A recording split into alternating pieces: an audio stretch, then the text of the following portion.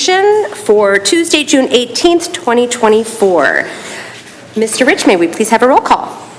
Ms. Smith. Here. Ms. Fox. Here. Ms. Weems. Here. Ms. Heinrich. Here. Mr. Walker. Here. I myself am here. Dr. Blau. I am also here. We have a quorum. Please stand for the Pledge of Allegiance. I pledge allegiance to the flag of the United States of America and to the republic for which it stands, one nation, under God, indivisible, with liberty and justice for all. Thank you. We are going to begin this evening with some recognitions. Dr. Delgado? Oh, no, I'm sorry. Approval of the agenda. My apologies. Approval of the agenda, yes. I move that the agenda for the regular organizational meeting of the Board of Education, Tuesday, June 18th, 2024, be approved as presented. Support. Motion to approve the agenda for tonight's meeting by Ms. Heinrich, supported by Mr. Rich. All in favor? Aye. Opposed? Abstentions? Motion passes. Now, let's move on to recognitions. Thank you, Dr. Blau, and good evening to everyone. We are very excited to have some recognition. We can see that we have a full house tonight, and so we'll get to the spring sports athletes very shortly. But before we do that, we have a very special recognition for a very important person in our cabinet and in our school district. Mr. Brad Paddock joined us a couple of years ago as our wonderful Assistant Superintendent of Talent Development. And so with that, I'd like to welcome to the podium this surprise award, Mr. Michael Van Camp.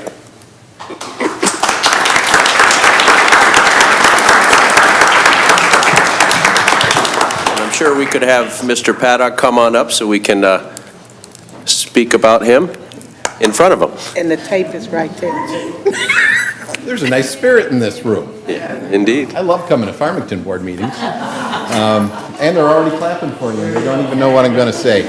But my name is Mike Van Camp, and Superintendent Delgado and Board of Education. Thank you for allowing me to come here this evening to honor Mr. Paddock. And I'm Associate Executive Director at a group called the Metro Bureau. And we have about 80 public K-12 school districts that belong to our group, including Farmington schools, along with some universities and some community colleges. In addition to other things, two of our main things we provide are leadership to curriculum leaders within our schools, guidance, support, and also to those serving human resources within school districts, which is Mr. Paddock. The primary way in which we support the human resource leaders within our public school systems is through a group called the Council of Chief Negotiators. Each year, this group is chaired by an individual who is a human resource leader in our area, and we have monthly meetings, and we have folks attending from Monroe County, Wayne County, Oakland County, Macomb, St. Clair counties, and we get together with attorneys, with school security experts, with experts in the area of benefits for employees, and we really talk about how can we do our jobs better to support the folks within our school districts, right? Because if we can get people, the best people in the door, and we doing their jobs the best, students will learn more, and that's what it's all about. The chairperson this year was Mr. Paddock, and I can attest firsthand. He prepares. He is ready for every meeting. He is wonderful at getting everyone engaged in conversations and knowing when to ask the right questions to spur on that important conversation. Our meetings were productive. They were timely. And people commented over and over again that your leadership made a difference. And I can say every time you were there, you represented yourself well, your family well, and your school district well. So Mr. Paddock, thank you so much for your leadership to our group and the difference you made this year for the Metro Bureau. We appreciate you.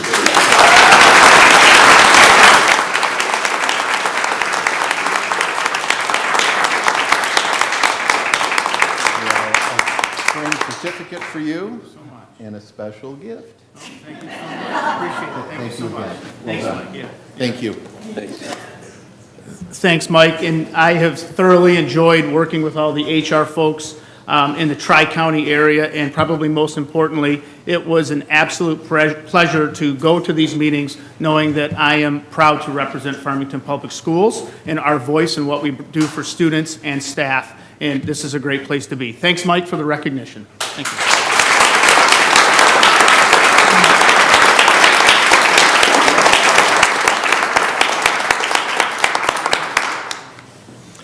And next up, I will bring up to the podium Miss Allison Robinson, our wonderful Director of School Safety and Athletics. Thank you, thank you.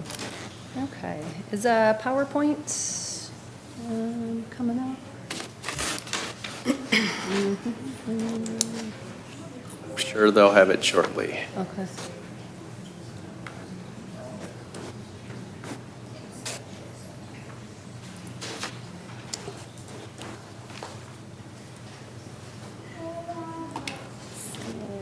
Would you like me to go check? Is there someone I should ask? Sorry. Right around the, yeah, Is it where's that? Sorry. right around the corner. One of these. There we go. Where's the? Oh, got it. Yay! Thank you, Dr. Coffin. All right. See if I can figure out how to get this into. Oop, nope, not that. Slideshow. Do you know how to do this? I don't use PowerPoint. Thank you. Oh, yay! All right, there we go. Good thing I'm not Director of Technology. Thank you. Well, it wouldn't go well. Thank you for having me. Thank you to the board. Thank you to Dr. Delgado. I'm excited to be back for my personal second high school athletic recognition night. Tonight we're honoring our spring sports athletes, student athletes, and coaches. Continuing our tradition of excellence, and I think we can see from all the people that are here tonight how much we value our student athletes. We had a great spring season led by some fantastic coaches, some of whom are going to win some awards that you will see tonight as we go through. But I want to thank each and every one of you who are here. I want to thank the parents and the families. As a parent of athletes myself, I know it's no small feat to get them to practice, to go to Saturday tournaments, to help fundraise, to do all those things that we do as parents and guardians. And so we appreciate all of you. Thank you for that. And thank you to our student athletes for giving your time, for giving your energy for our community, and for balancing that with your school work, your grades. You'll see along the night tonight too, we have a lot of all academic awards. So that speaks very highly of our district, and I'm really excited in the direction that we're going. So the way that tonight's ceremony works, or tonight's recognition, we're going to start with Farmington High School, and in a second, Mr. Cahill, the athletic coordinator, will come up here, and our coaches who are here this evening, a few couldn't make it, but the ones who are here will come up, and they'll talk about their players, and then we'll call you guys up. When your name's called, you can come up, get your certificate, and then you have to stand up here for an embarrassingly long time. And then when your team's done and all the families have gotten all the pictures, and parents, feel free to stand up, move, get your pictures, then you can go sit back down and we'll move on to the next sport, okay? So I'm going to bring Mr. Cahill up to the podium now. Thank you.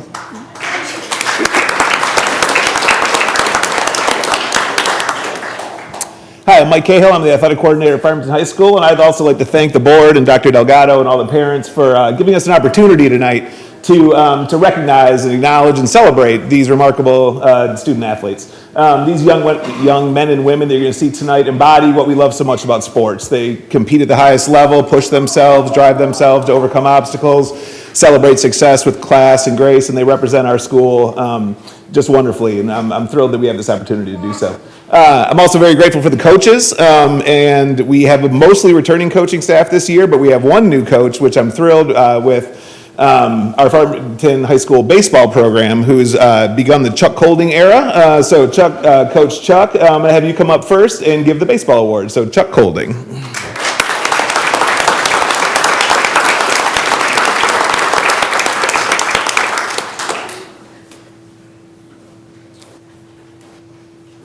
Good evening, everybody.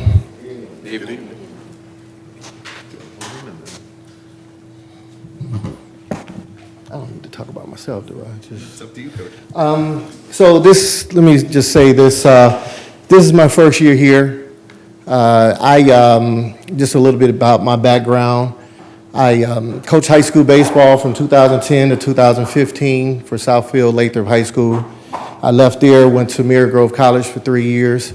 During that time, I was also a scout for the Texas Rangers. Stopped doing that to follow my son in his pursuit of, while playing down in Mississippi Valley. So got his degree. Unfortunately, the pandemic got him where he wasn't drafted. He went back, got his master's, and I can proudly say that he is now working for the Chicago Cubs in the Dominican Republic right now. Since 2021, I've been working for Major League Baseball. So been doing a lot of things behind the scenes for them, some scouting, et cetera, et cetera. So I missed out, well, I don't want to say I missed out what I did. Well, I applied for a position with the Oakland A's last summer, towards the end of the summer. And I was one of 3 finalists, didn't get the job.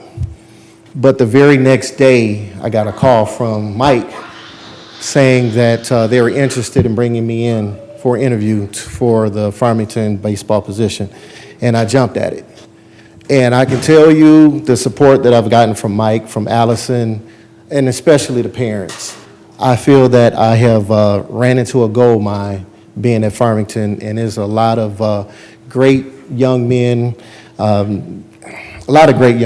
and especially this sophomore class, which will be juniors next year, watch out. So I know that my parents will probably be bugging Mike and Allison, which they'll probably be bugging you guys about a lot of stuff, but there's going to be a lot of attention coming our way for some of the outstanding young men that we have for the next few years. So this first one, recognition, Mr. Andrew Pankey, which is in attendance for honorable mention in all district. Andrew?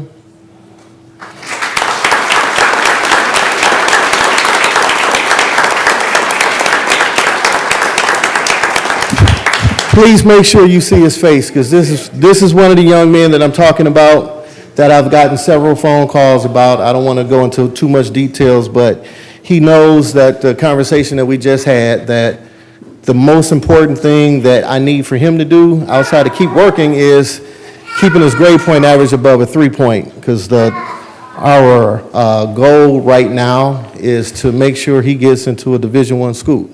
So.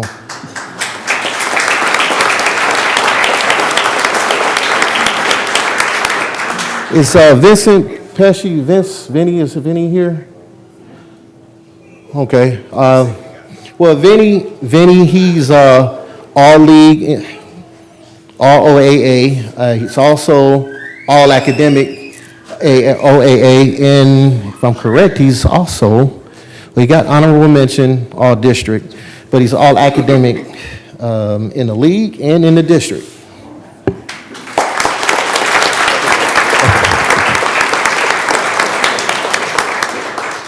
Owen Matson, is Owen in here? Okay, this is one of my seniors, just to kind of tell a story on Owen. We had some unfortunate news at the very beginning of the season that kind of, it was disappointing. But at the time, Owen had been playing shortstop for us, or for Farmington, for the last 3 seasons. After sitting down and talking to Owen about where I saw him playing at the next level, he agreed to move out to center field. Owen stole 55 stolen bases.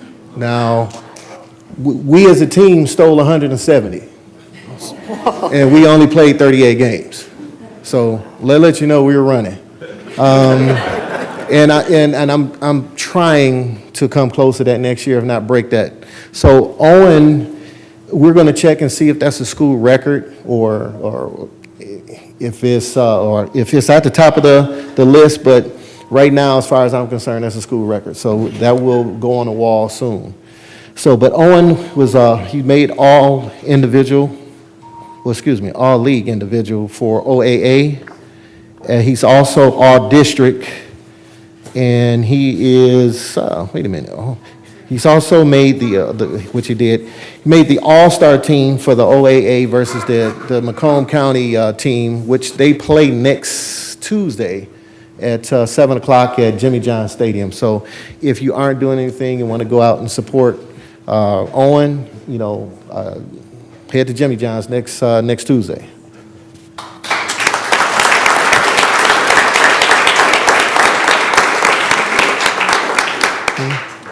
Oh, there we go. There we go.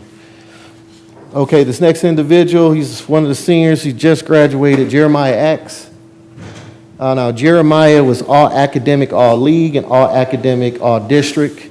Jeremiah is actually going to Western Michigan on a different scholarship, but he plans to try to walk on the Western Michigan baseball team next year.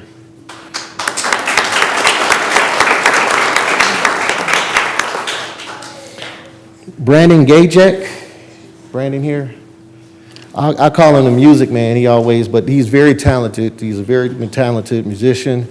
Unfortunately, he's not here, but Brandon was all academic league and all academic in the district.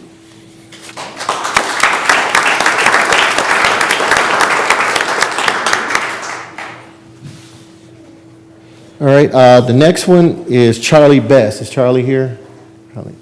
Charlie is one of our seniors. He had transferred in from he was from the Cincinnati area, right? And he was a swimmer. Charlie is now, he'll be attending Alpena Community College next year on a baseball scholarship. He just confirmed that 3 days ago. So Charlie was all academic, all league.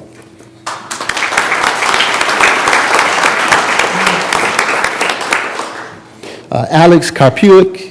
Alex in here?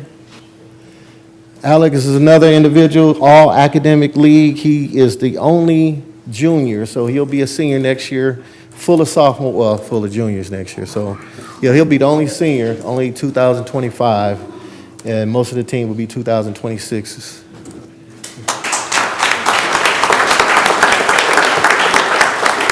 And I purposely say this, I know this young man is here because he texted me a couple times making sure that I was going to be here.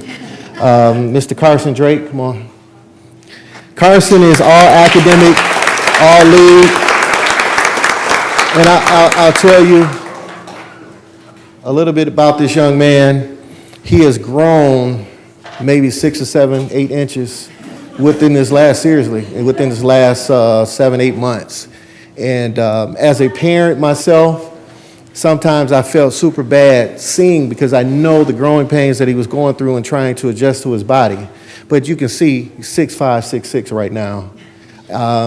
Hopefully that's it for the growing, and he can really get used to his body. But man, I'm blessed because I'm going to have a team full of giants next year. So thank you for having me up. Thank you, Allison. Thank you, Mike. Thank you, board members. Thank you everybody for having me, and just thank you guys. After all of the spring recognitions, we'll be taking a recess to come and congratulate each of you, so stick around.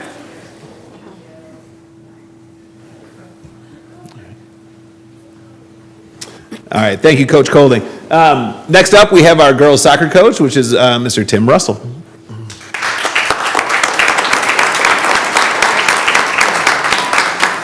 I wanted to be a little bit more professional tonight, but I came straight from the airport, so. We appreciate it. Yes. So, yes, we have a number of different young ladies that are being recognized. Taylor Burney, do we have the, here we go, here. Taylor Burney was all district, and also she got the coach's award because she was one of our, for 4 years, she was one of our players that really kind of was the glue of the team. So I'm sorry to see that she's not here tonight, but terrific young lady. There you go. And Lexi Kapalungan, come on down.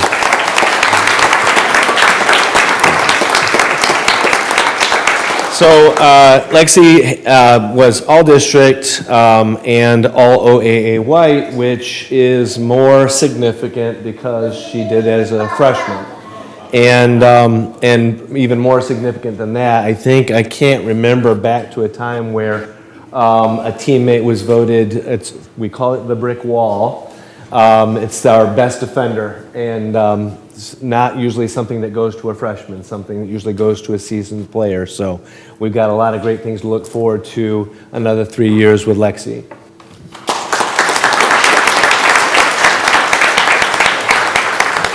And then Madeline Sipitkowski, Maddie Sipitkowski. I will say first off that it was a very, very close vote for the brick wall, and Maddie was right there with Lexi.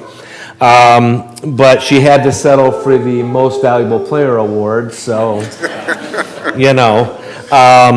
She was also all district, all OAA white. She is an unusual junior captain to show you her leadership qualities, and she's been valuable ever since she's been part of the program. So we wouldn't be the same team without her. So all district, all OAA white, and most valuable player, not to mention also an award-winning student athlete.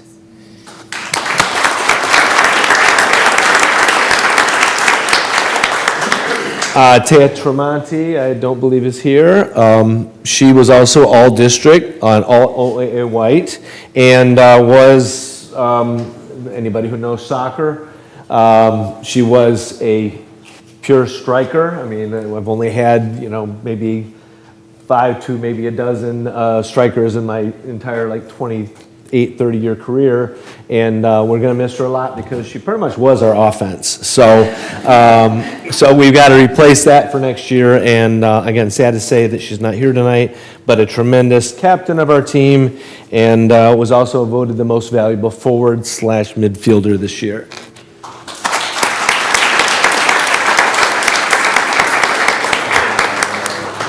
Oh, there you go. And then you can see that we've got a couple of sisters that ended up being academic all-state. I will say that at the banquet, I confused an award, and it was kind of a compliment to both of them.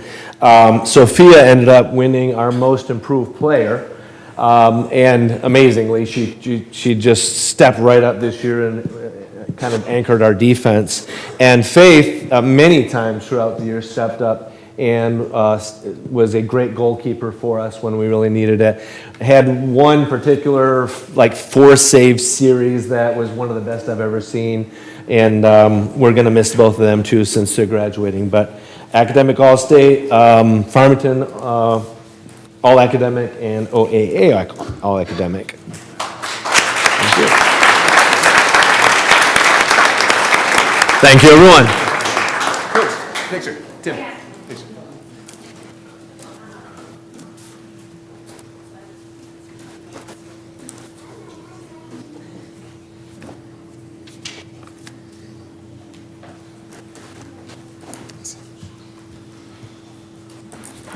All right, thank you, Coach Russell. Congratulations, girls. The next team we're going to recognize, the next athletes, come from the softball program. And unfortunately, the softball coach, Stephanie Volpe, couldn't be here tonight, but I will do my best to get the job done here. So first up, we have Lauren M. Is Lauren M. here? Okay, so Lauren is being recognized as an academic all-state individual athlete in softball this year. So congratulations, Lauren. Oh, thank you. Sarah Weber here? Okay, our next honor goes to Sarah Weber, who is also academic all-state individual athlete in softball this year. So Sarah, congratulations.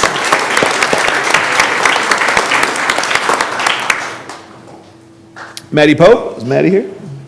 Okay, so next we have Madeline Pope, all-state individual athlete in softball, academic all-state in softball as well. So Maddie Pope, congratulations.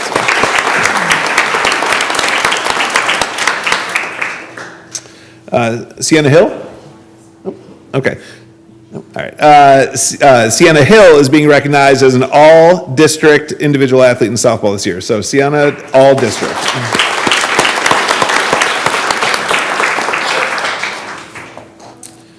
Last but not least, Kylie Green. Hey, all right, Kylie. Nice. Kylie is being recognized as an all-district individual athlete in softball this year. Kylie, congratulations. Well done. We'll stand up there for a second and take some pictures.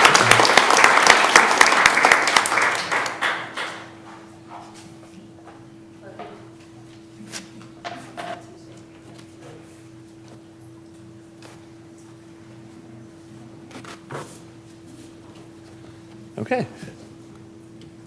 Next up, we have Farmington High School girls tennis, and also our beloved coach, Tom Koskowski, TK, if you know him, couldn't be here tonight either, but he really wished he could. So he's not able to be here, but we have 2 individual awards for the tennis team. Amelia Acosta Rubio, I think I saw you here. Yes, Amelia?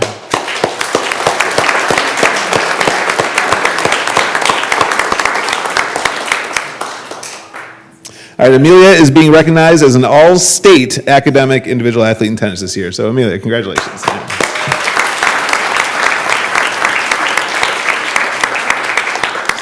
And then also the other award we have for the program is the Farmington girls varsity tennis team as a team has earned all-state academic honors for the 23-24 season. So, team academic.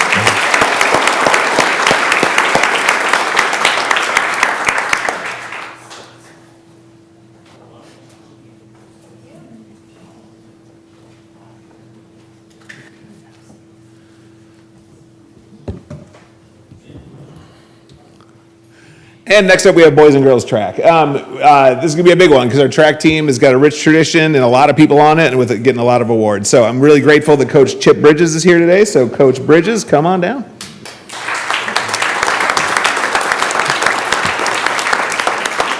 Good evening, everyone. I'd like to echo thanking the school board and the superintendent. Athletics plays a huge role in these kids' lives, plays a huge role in families and where they decide to go to school these days. So to recognize athletics is an important thing. We had a really nice track team this year, and I'll try to go kind of fast because I don't think only 3 are here. I see John, I see Kennedy, and I see Helen. Anybody else? And Carmelo. Okay, so here we go. All right. I'll read it right from there. So Carmelo Tozzolino, come on up, Carmelo.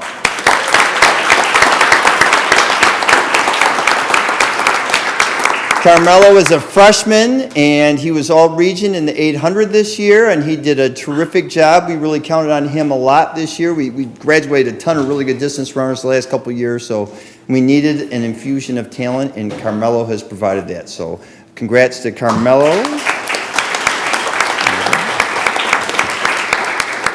Okay, next up is Blaise Farrington. Blaise, I don't see him here tonight. Blaise is a sprinter for us. He's a quality young man, great worker.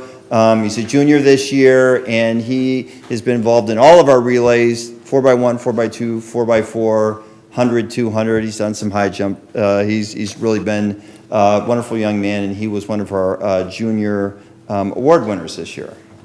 So put Blaise on here. John Howell, come on down, John. John Howell. Luckily for us on the track, John moves much faster. I've been blessed to know John since he was a little kid, and I've enjoyed getting to know John over the years. John had a tremendous year. Last year, we kind of said, John, you're going to be a hurdler. And he's like, okay. And so freshman year, a lot of bumps in the hurdles. And this year, he started to get the hang of things. And so he went to the state meet in the 300 hurdles, and he qualified for the finals at the regional in the 110s. He's gotten under 16 seconds in the 110 hurdles. John ran on our 4x2 that went to the state meet. John can do a lot of things, and he can do them really well. John's just a sophomore, so we're very excited to have John on the team. Here's John.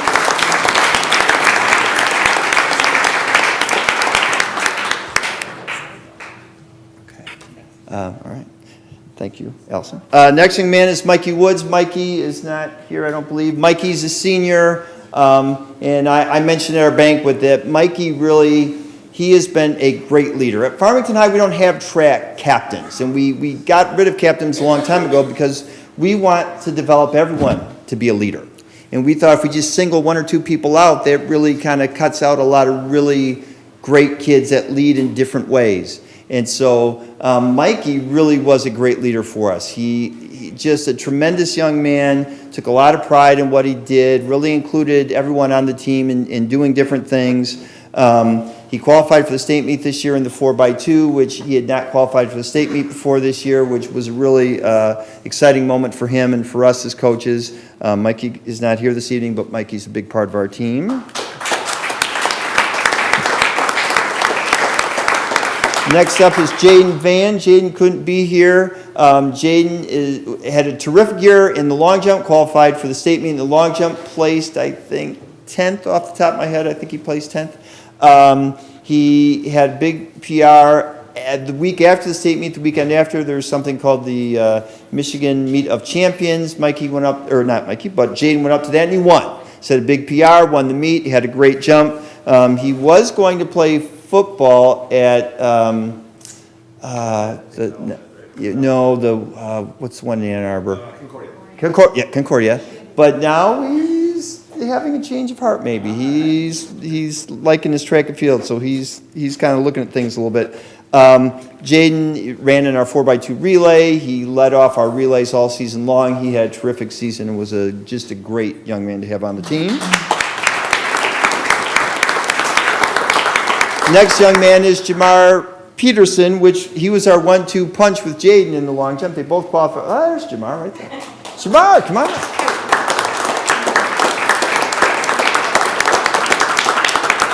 Jamar, did you place 10th or 11th at the state meet in the long jump? One, okay, so he was one behind Jaden. And so he had a tremendous year in the long jump. He had a little bit of a little injury, kind of tweaked the muscle in his quad a little bit and things, so we sort of had to be careful, but he was also arguably the fastest kid on our team. He anchored some relays for us. He ran the second leg, and so you normally put your fastest guy the second leg or the fourth leg, and that's where we had Jamar all season long. Had our best time in the 100, best time in the 200 during the season, and like I said, was a state place, or well, he was a state qualifier in the long jump. He had a great year, and he's going to Grand Valley State University.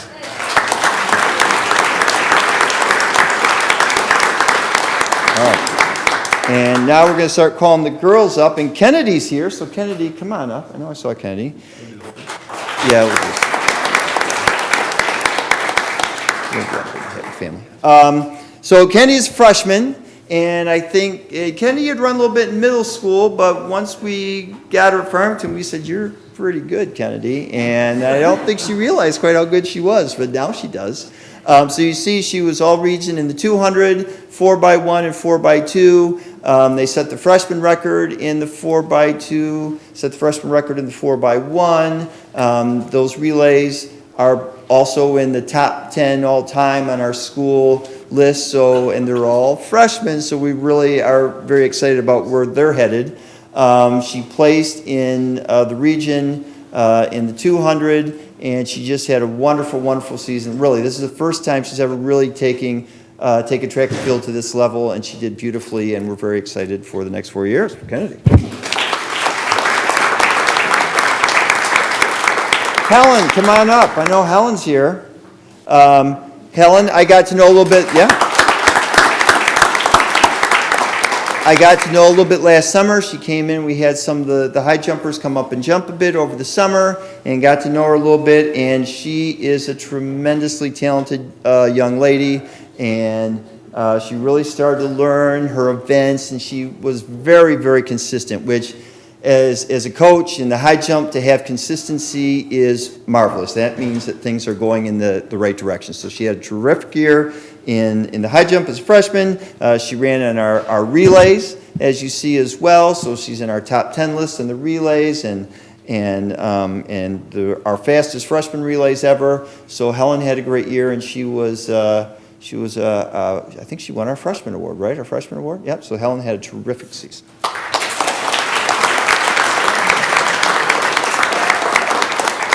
Next up is Lauren Murray. Is Lauren? I didn't see Lauren. Okay. Oh, there's Lauren. All right. She's in the corner. I didn't see her. Lauren has been in our relays all season long. We sort of noticed at the beginning of the year that she had some real talent. We put her on the relays, and she ran second leg most of the time, and she just got better and better throughout the year. Next year, I think she's a little stronger, more consistent. She'll be running a little bit more individual events, and I just see big things from all these ladies. So Lauren Murray had a terrific freshman year.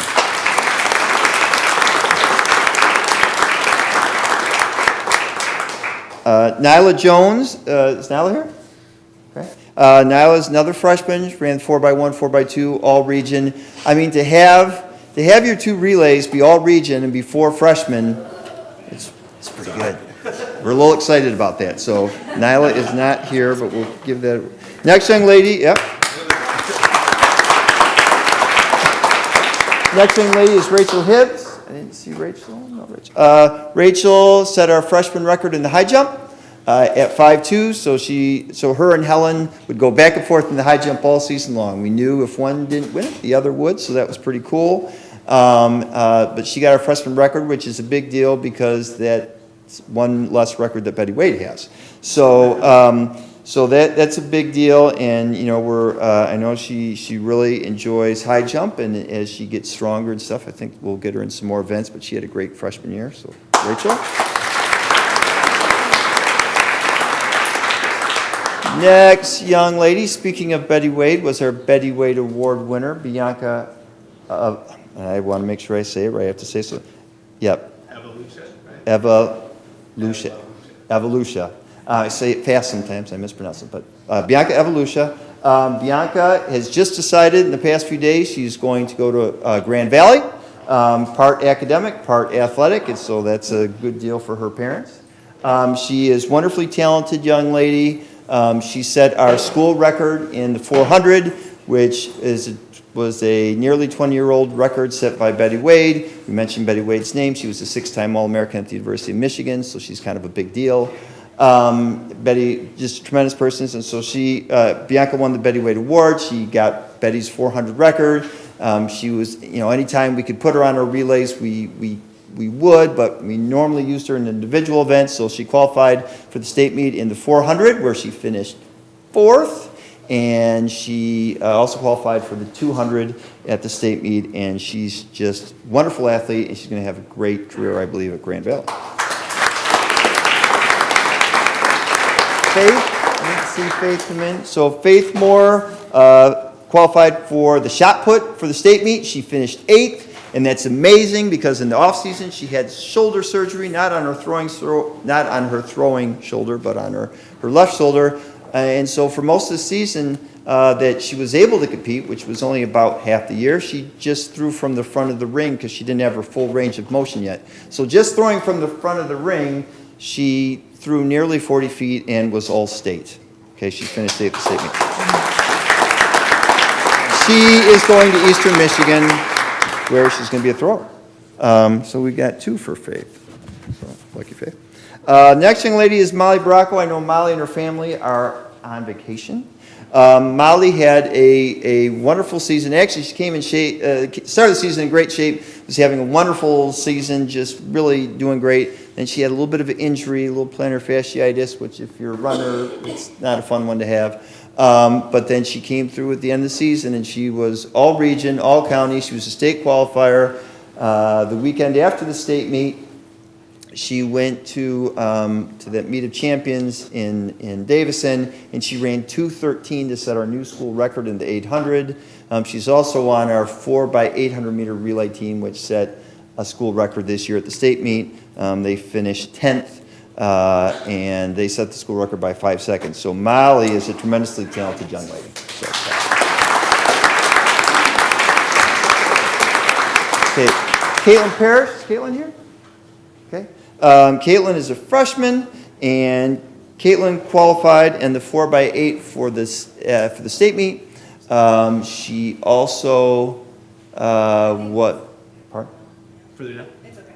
Yeah. Back. Okay. All right. So anyway, she was on the 4x8 team for the state meet. She was all region in the 800. Caitlin had a terrific freshman season, and she has got a really nice career ahead of her. And the next young lady is Kara. Is Kara here? Kara Magner is a sophomore, and she is one of the most improved athletes I've ever seen in the years I've been coaching.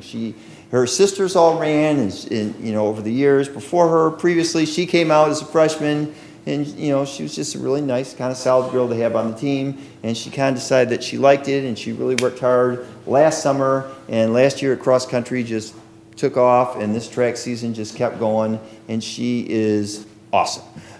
She was state qualifier on the 4x8, that school record team. She was all region in the 3200, and she is just a tremendous young lady. Catherine Steele, is Catherine here? Okay, no, that's... Catherine was on that 4x8 team as well. She was all region in the 800, where she missed qualifying by 3/100ths of a second. So she missed qualifying for the state meet by that much. So she ran 2:20 that day, which is an awesome time, very fast. And she is a terrific student, a terrific young lady, and we definitely need to honor her. Next young lady is Isabel Torres. Isabel was a state qualifier on our 4x400 meter relay team, along with Molly and Catherine and Caitlin. Bianca, sorry. And she is going to Notre Dame on an academic scholarship. So Isabel is not going to run, but she wants to study sports management while she's at Notre Dame, one of her degrees. So that's Isabel Torres. And is Eddie Marie here? Okay, Eddie Marie King. She's one of our throwers, and she was all region in the shot put, and I think also the discus. I think it says discus. I think she was both. And she's a terrific young lady. She runs cross country in the fall, and then she's a thrower in the spring, and she's just a pleasure to be around. And these are our honorees.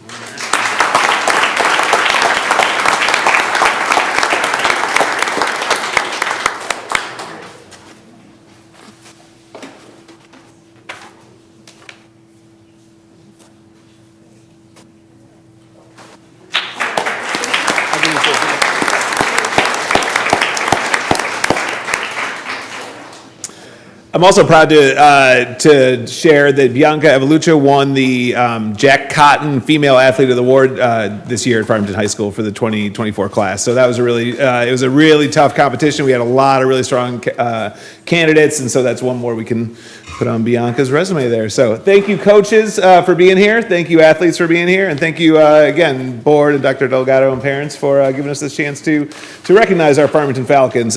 Next up, I'd like to pass the mic to Stacy Punzel from North Farmington.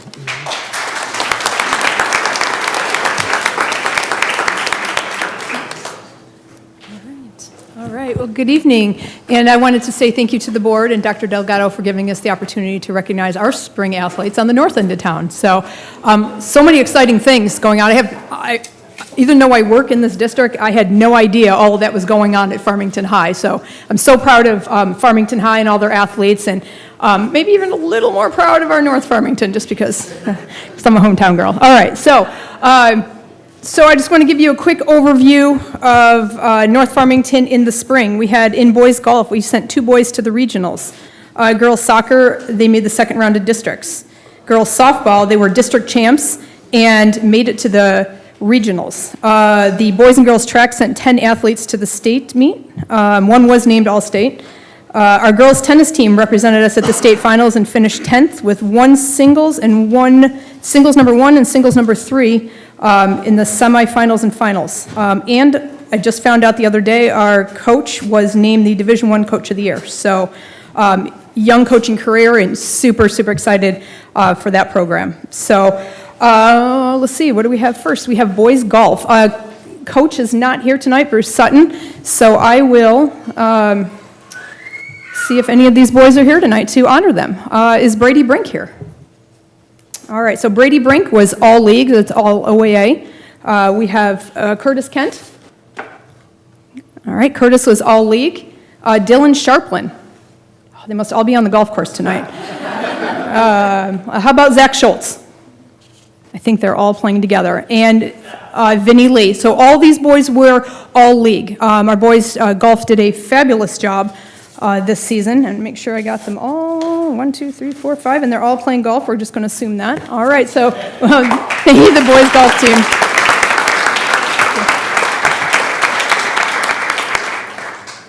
So our girls lacrosse coaches are not here tonight. They actually retired again.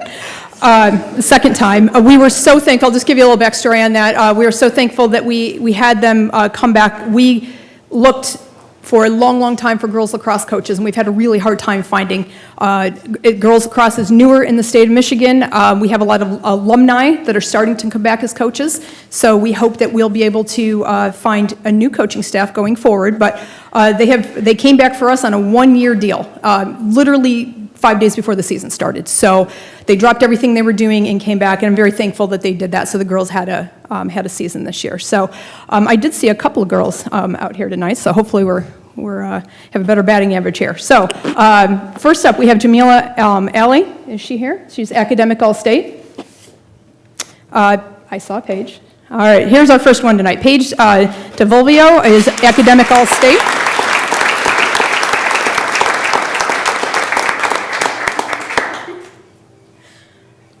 Next one we have Shuba LeMay. She's academic All-State.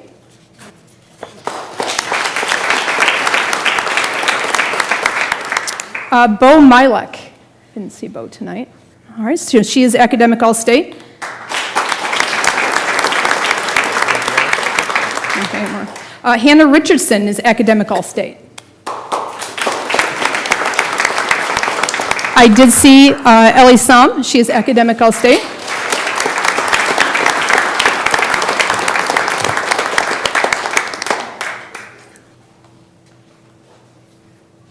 Melanie Schroeder as academic All-State.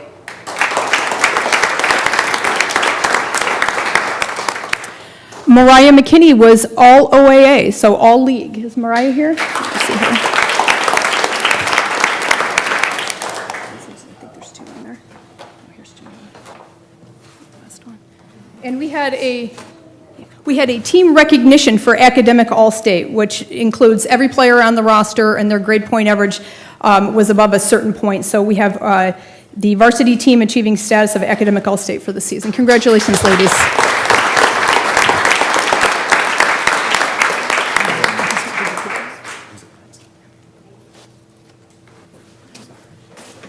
All right, next up we have the girls soccer team, and I did not see Coach Rust here. All right, so in soccer, we have a whole bunch of academic awards. Is Avani here? She is academic All-State. All right, congratulations. Adriana Bohannon, academic All-State. Eva Geisler, she is academic All-State. Caitlin McLean is academic All-State. So Caitlin is also was voted All-District, or should I say earned All-District, as did Leah Sikoski.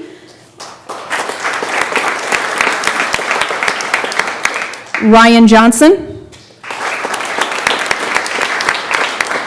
And Summer Williams. And as Coach Russell mentioned earlier, I know Summer is a freshman, and to be voted all-district as a freshman goalkeeper is even more impressive. So a lot of good things coming from Summer in the future. So we have 4 all-district for soccer, and we had a team academic all-state recognition as well. So very high academics. Congratulations to the girls soccer team. Oh, I found a sport where we have coaches. Next up, we have the girls softball staff.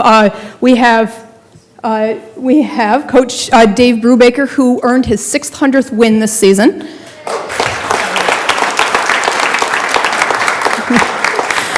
And assistant coach Jeff Simpson, who is a new retiree, but I think he's sticking with us. All right, there you go.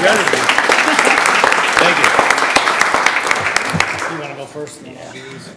Thank the board for having us here for this recognition tonight. You can tell I was out on the golf course earlier today.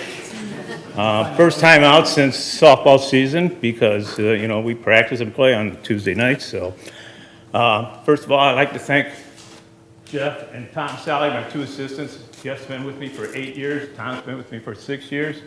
Also, the parents at North Farmington. I got a great bunch of parents are here tonight, appreciate them. The girls had a great season. Only class to win two district titles in a class, so that was pretty unique this year. Also, 38 years I've been here, we've been all-state academics every year, team-wise, so very, very proud of that. I didn't bring my reading glasses, so I'm going to let Jeff talk about it. That's the reason, yeah. Yeah. I'm going to go with, I think there's only one here tonight, so I'm not going to embarrass her and make her come up here and stand by herself for the whole time. Nope, I'm not going to do that to her. First, recognize senior Grace Sally. She was named all regional, all league, all district. She also found out this morning she was named to the Michigan High School Coaches Softball All-Star Game. And she is also playing in the inaugural OAA MAC softball game also next week as well. So.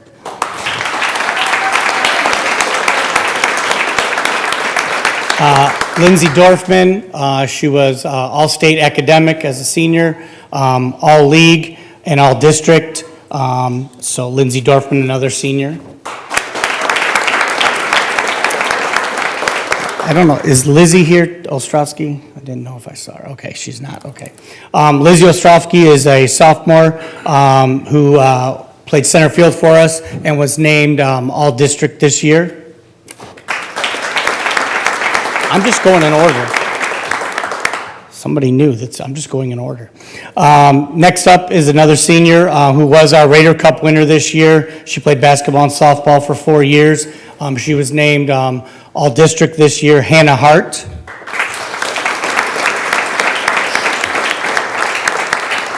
Another senior, all-state academic individual athlete. She was named all-district, and I know she is at Louisiana State University for a week-long orientation, so, but that's, I know where she is today. Sam Hoffer. A junior, who I will bring her up here, Cece Carilla Lachuga. Yep. Cece. Gotcha, okay. That's our thing.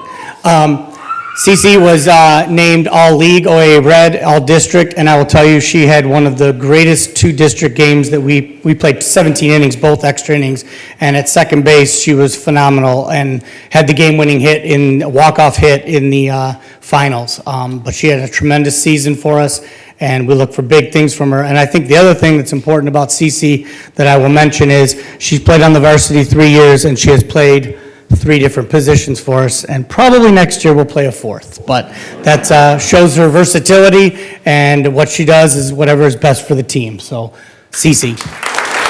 Cece, you gotta stay there. And then we have, as Coach said, for 38 straight years, our softball team has been all-state academic team. Go ahead, get a picture. I got it.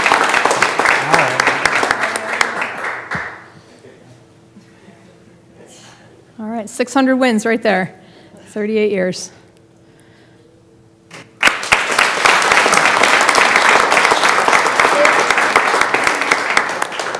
And yes, I'll announce this because I'm going to embarrass him. So Dave is also District Coach of the Year, and there's the Team Academic Award they mentioned. So I want to embarrass him just a little bit. Congratulations, Dave.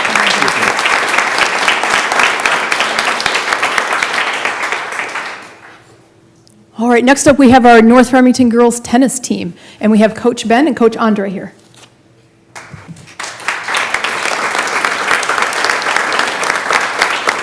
thought they left. I thought you left.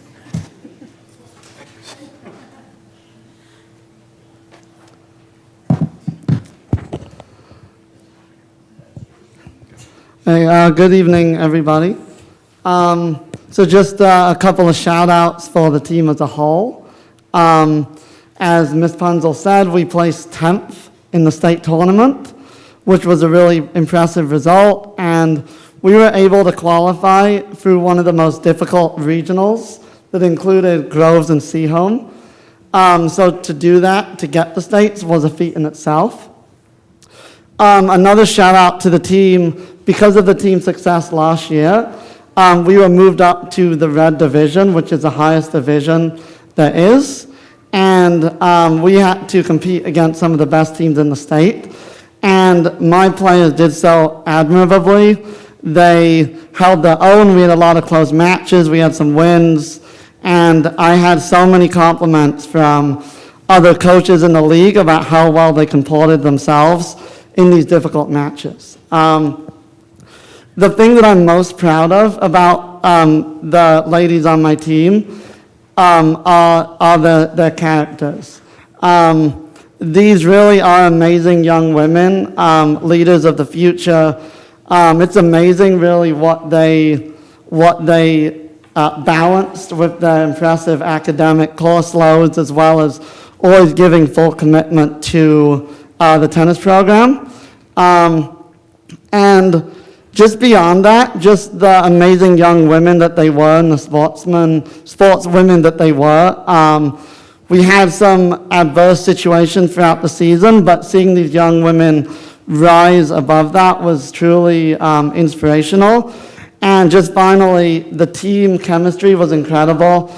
These are lifelong friends, and whenever we'd have like a close loss or anything like that, they would wrap around each other like no other team I've seen before. And so these ladies really do embody teamwork. So I'm just really proud of them.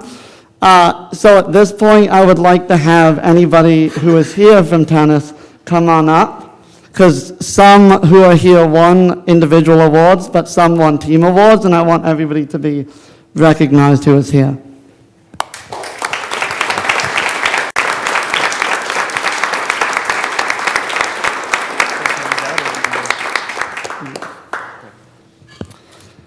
Okay, so I'm going to start with Samantha Krug. She's the one in the middle. So Samantha Krug has been an amazing addition to our team. She's a sophomore this year.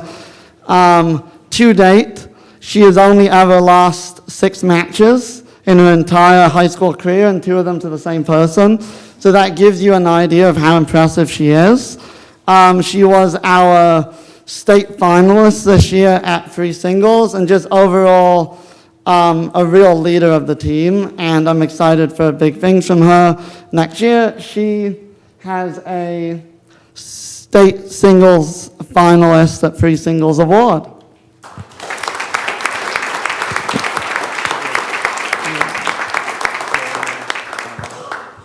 A member of our team who is not here, she is our 2 singles. Her name is Carolina.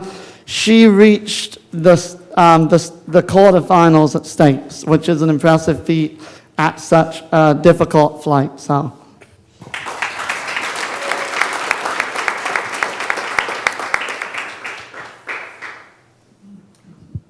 Okay, so this next award goes to Karma Kelly. She's on the far right.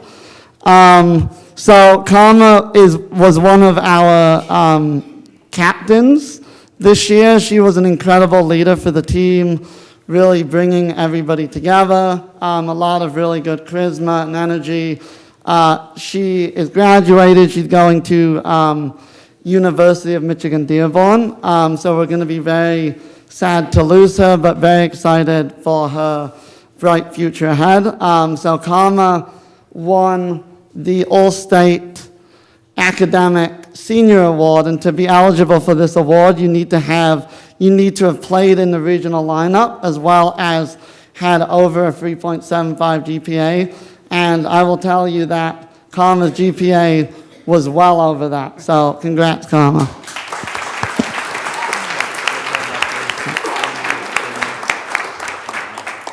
Our next recipient could not be here, unfortunately. Her name is Angelina. She played 1 doubles for us this year. She had a really good season. She was awarded also, as was the case with Karma, the All-Academic Senior Award, having over 3.75, and she'll be going to the University of Michigan, so she has a bright future ahead. We're going to miss her dearly, so, yeah.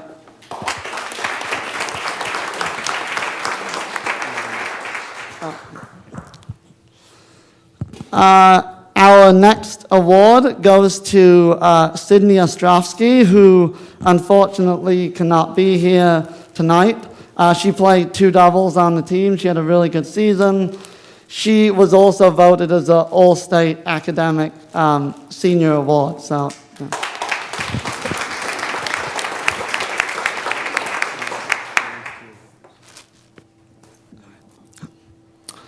Our next award goes to our #1 singles player, Daniela Ajeo. Unfortunately, she could not make it tonight.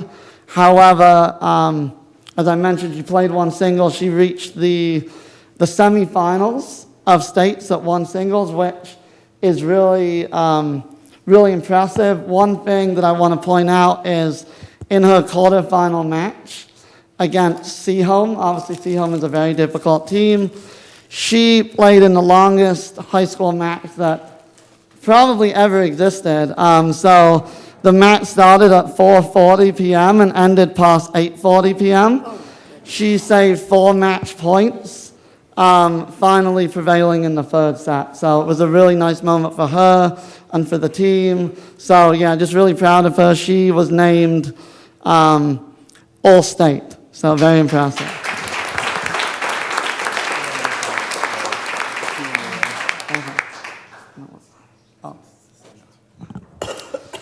And then last but not least, our team, because of their amazing academic prowess, was awarded the All-State Academic Team Award. We do have Serena Pass here. She is one of the members of our regional lineup. Her GPA contributes to this award. Serena was a first-time varsity athlete. She did a really good job. She was able to contribute a point at states, which really helped us place top 10. So Serena did a great job. But yeah, so the team won the All-State Academic. Congrats.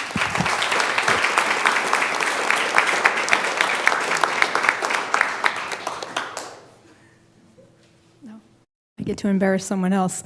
As I mentioned earlier, we found out Andre was the Division I State Coach of the Year, but before that, he was the Red Division Coach of the Year, and then the Regional Coach of the Year, and then as you move, I just want to say up the line, he ended up with the All-State Honors. So congratulations, Andre.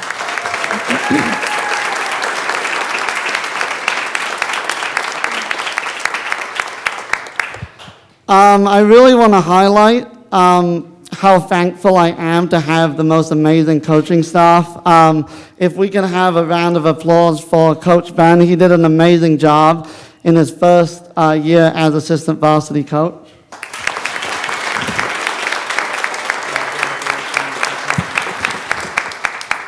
And then I also want to highlight what an amazing job our JV coaches, Clarence and Sam, did. They really have inspired a lot of enthusiasm within the tennis program, and because of our coaches, we really have a vibrant tennis program going forward. So thank you, coaches, and thank you, players.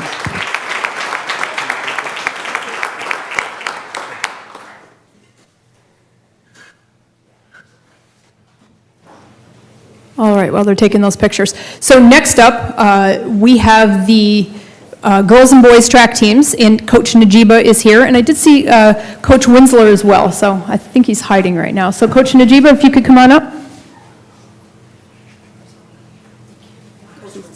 Yeah, that's right. Okay. Hi, everyone, how are you? I'm Coach Najiba. I went to North Farmington from 02 to 06. I do have the hurdling records, so there's that. Just so we all know. Yeah. Wooddale. Najiba? Okay. Wooddale. Yes. Yes, I remember. Oh my gosh. I know, right? Okay. Okay. I'm going to bring the whole team up here. There's not that many here today, so North Farmington Track and Field, can you guys come up?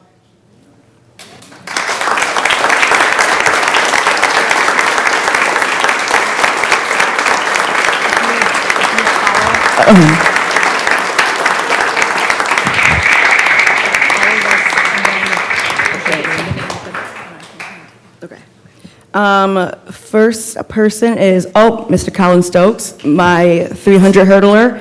He did probably the most improved I had on the male side. So Colin, come on up.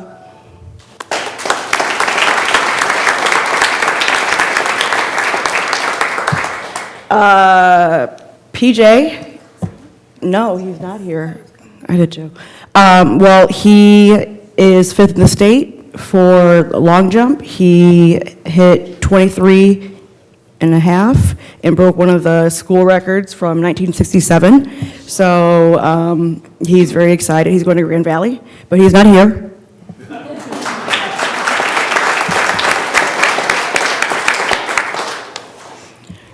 We got Jonathan, he's county champion, 9th grade, OAA league champ in all region. Is he here? Do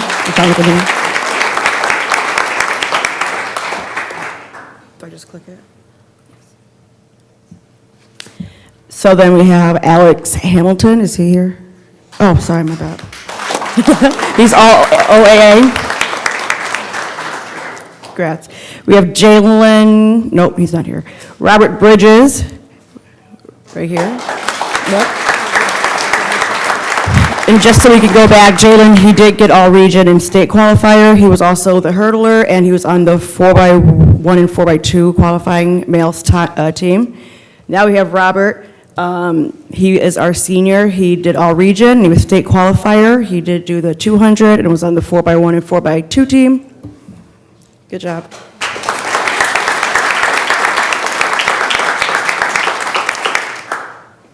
Javion, oh, he's not here. Well, I don't know where it went. Okay, so then for the girls, we have Anaya Bullups, all region state qualifier.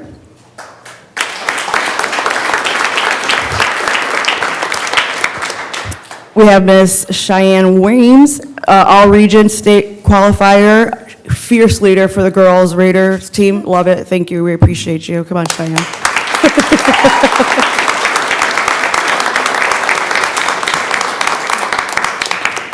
Amara Gasson, who's not here, all region state qualifier.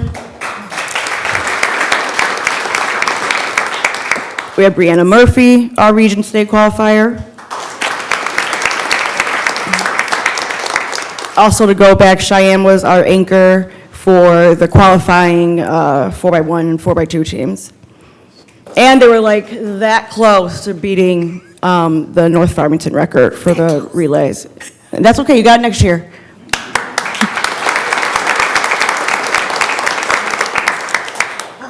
We have Chloe Nelson, all region.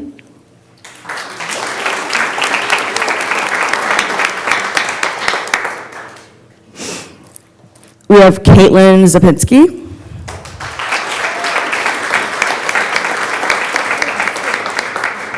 We have Nevaeh Trammell. She's not here. And Ona Baker, all region. And they were on the county freshman 4x2 most improved on our team for the relays. Waylon Kennedy, she's our region, she's not here. And now we have the lady hurdlers. We got Miss Bella. She is all OAA, blue and gold, who I think is going to be very close to my 300-meter hurdle record next year. And I'm manifesting that for you. Naja Hunter, who is also all OAA, blue and gold, who I think is going to be close to my record as well. And Miss Morgan Todd, she's our senior. She was very enthusiastic, great girl to coach. All OAA, blue and gold.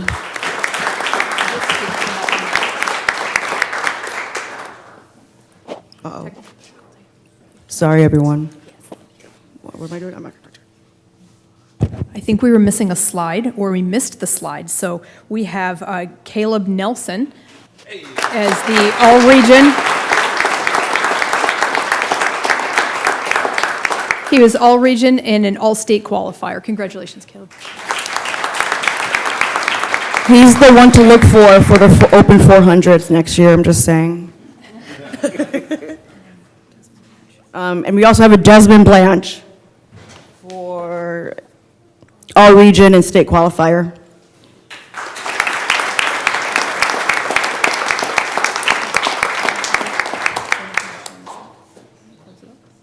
Thanks everyone for the support. The coaches were great. It was my first year coaching at North.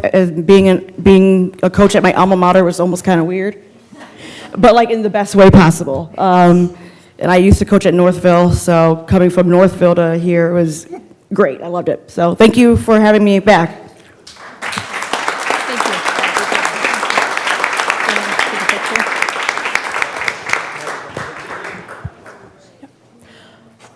And as they're taking that last picture for North Farmington, we have one united team that we are going to present in. Actually, Mike Cahill is going to do that.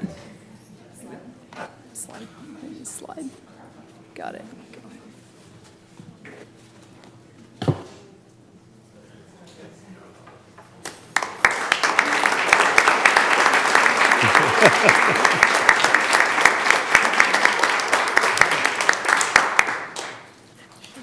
All right, yes, last but not least, we have our one spring united sport, which is boys lacrosse, and this one's near and dear to my heart. When I took this job last year, the only drawback, I was thrilled to take it, but the only drawback was I was a lacrosse coach at the time, and I had to give up coaching, and so that was the only negative that I saw, really. And then this guy, this new coach that we have, dropped out of the sky, and I'm thrilled to have him. He's the relentless energy and enthusiasm, and I'm really excited for the direction. He's already started a youth program, which we needed for decades. I'm really excited about the future of lacrosse. So I'd like to introduce Mr. James Brunk.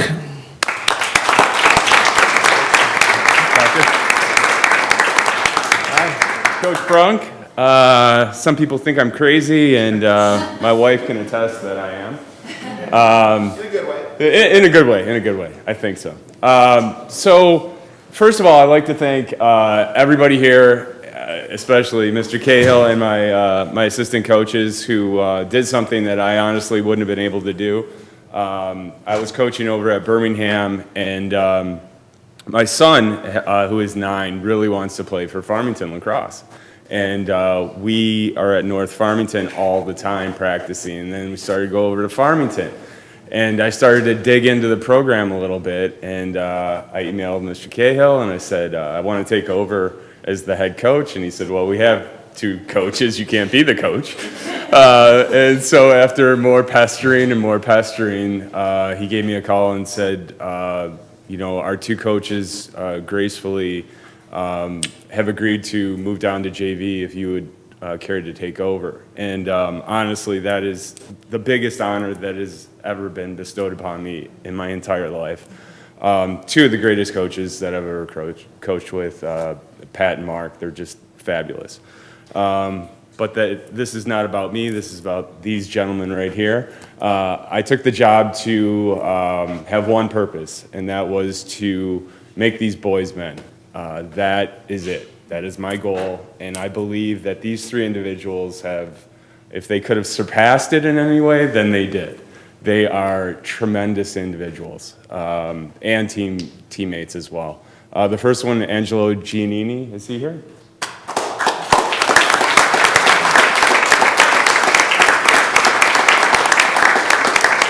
So Jello is, when I landed here and Jello kind of fell into my helpful arms here, I was just like, what a gem do we have here? This guy's a machine. He, during the regular season, hit 100 points in one season, which is just phenomenal. In his first game, he had 18 points, I think 14 goals, which is just ridiculous.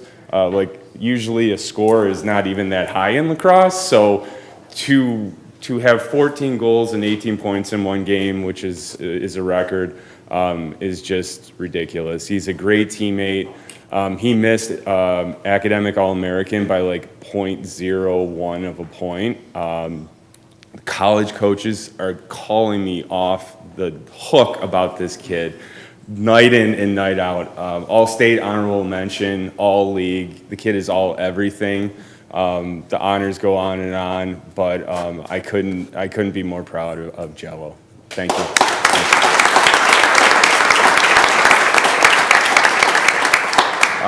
The next is Matthew Shampoo. Champ, as I call him,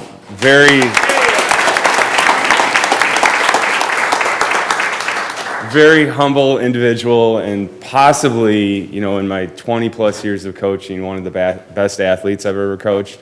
To give you a little story about, these two, we were playing Dakota. And Dakota is, in NPR, is a whole 3 points higher than us. That would mean, like, the Celtics playing this year's Pistons.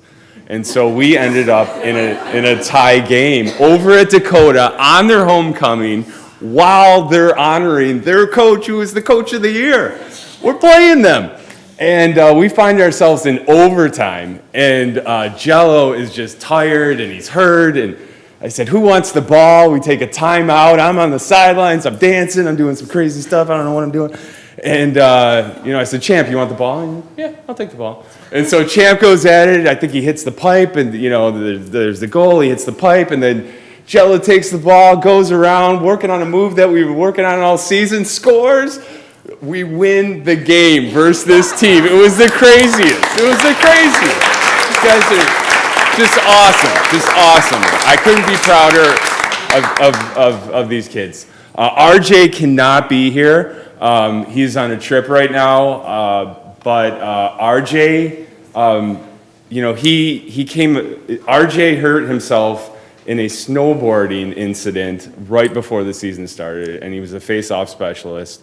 And I was like, we've got this great kid who I've never seen play. What are we going to do with him? So I called one of our advisors, Mike Jolly, and he said, just make him a coach. And I said, I don't know if he can coach. He's 18 years old, And so he started coaching the face-off kids. And more and more kids got hurt, and we needed, new face-off guys. So we were like, let's make our goalie a face-off, specialist. And RJ made the face-off guys just ridiculously great. And Mike Jolly said, put him up for the Don Lutz Spirit Award. And I said, what? Like, this is a big award. So Don Lutz founded lacrosse in Michigan way back, I think it was 78. It could have been 81. The first team, Lance Cruz. And everything Don did on and off the field was just extraordinary. So this is a huge award. And so we went to the voting, and overwhelming RJ won this for his dedication on and off the field. He was our fourth coach all the time. And like I said, these are men now, and they are all coaching in the off season, and all playing at a higher level. I know Jello is going to play because of, if he decides to, because of just all the offers that I don't think he even knows he has yet. But thank you, guys. Thank you, board, and thank you.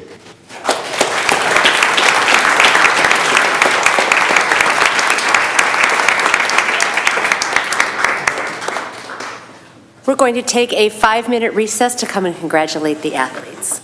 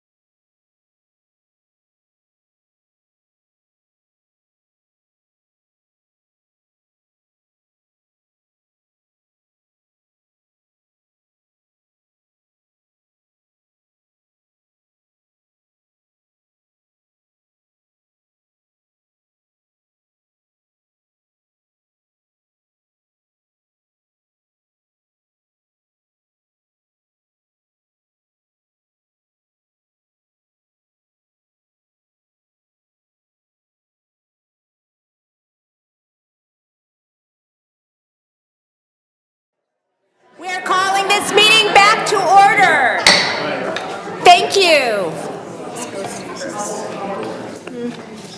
Congratulations again, athletes.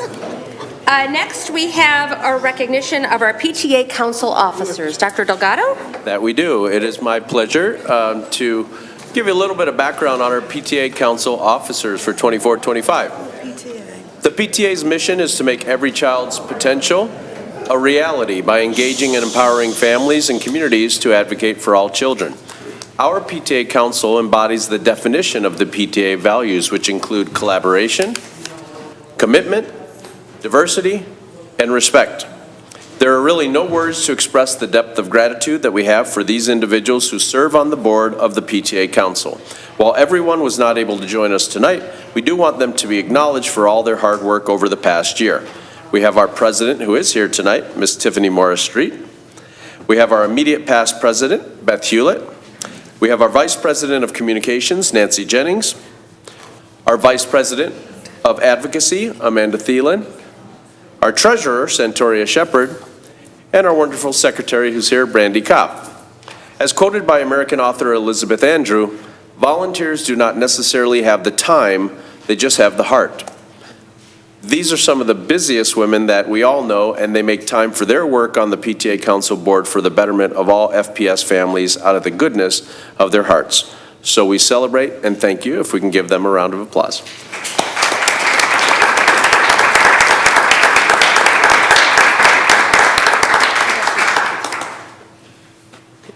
And we have some certificates. I know you're going to be giving an update shortly, so I'll come around and give it to you when you do that.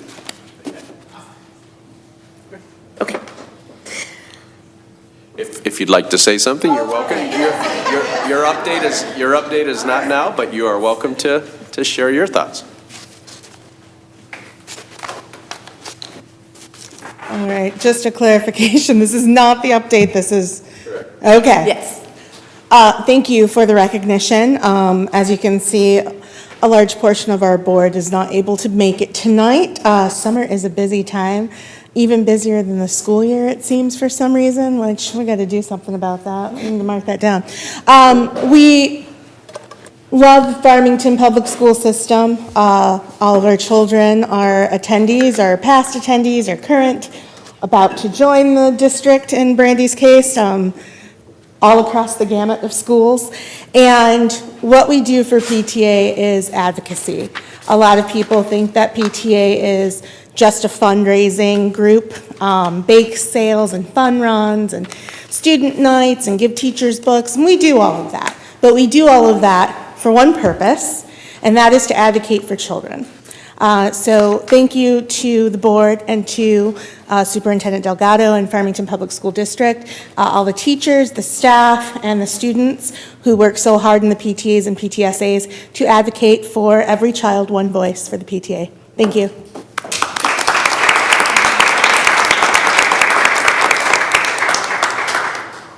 Thank you. All righty.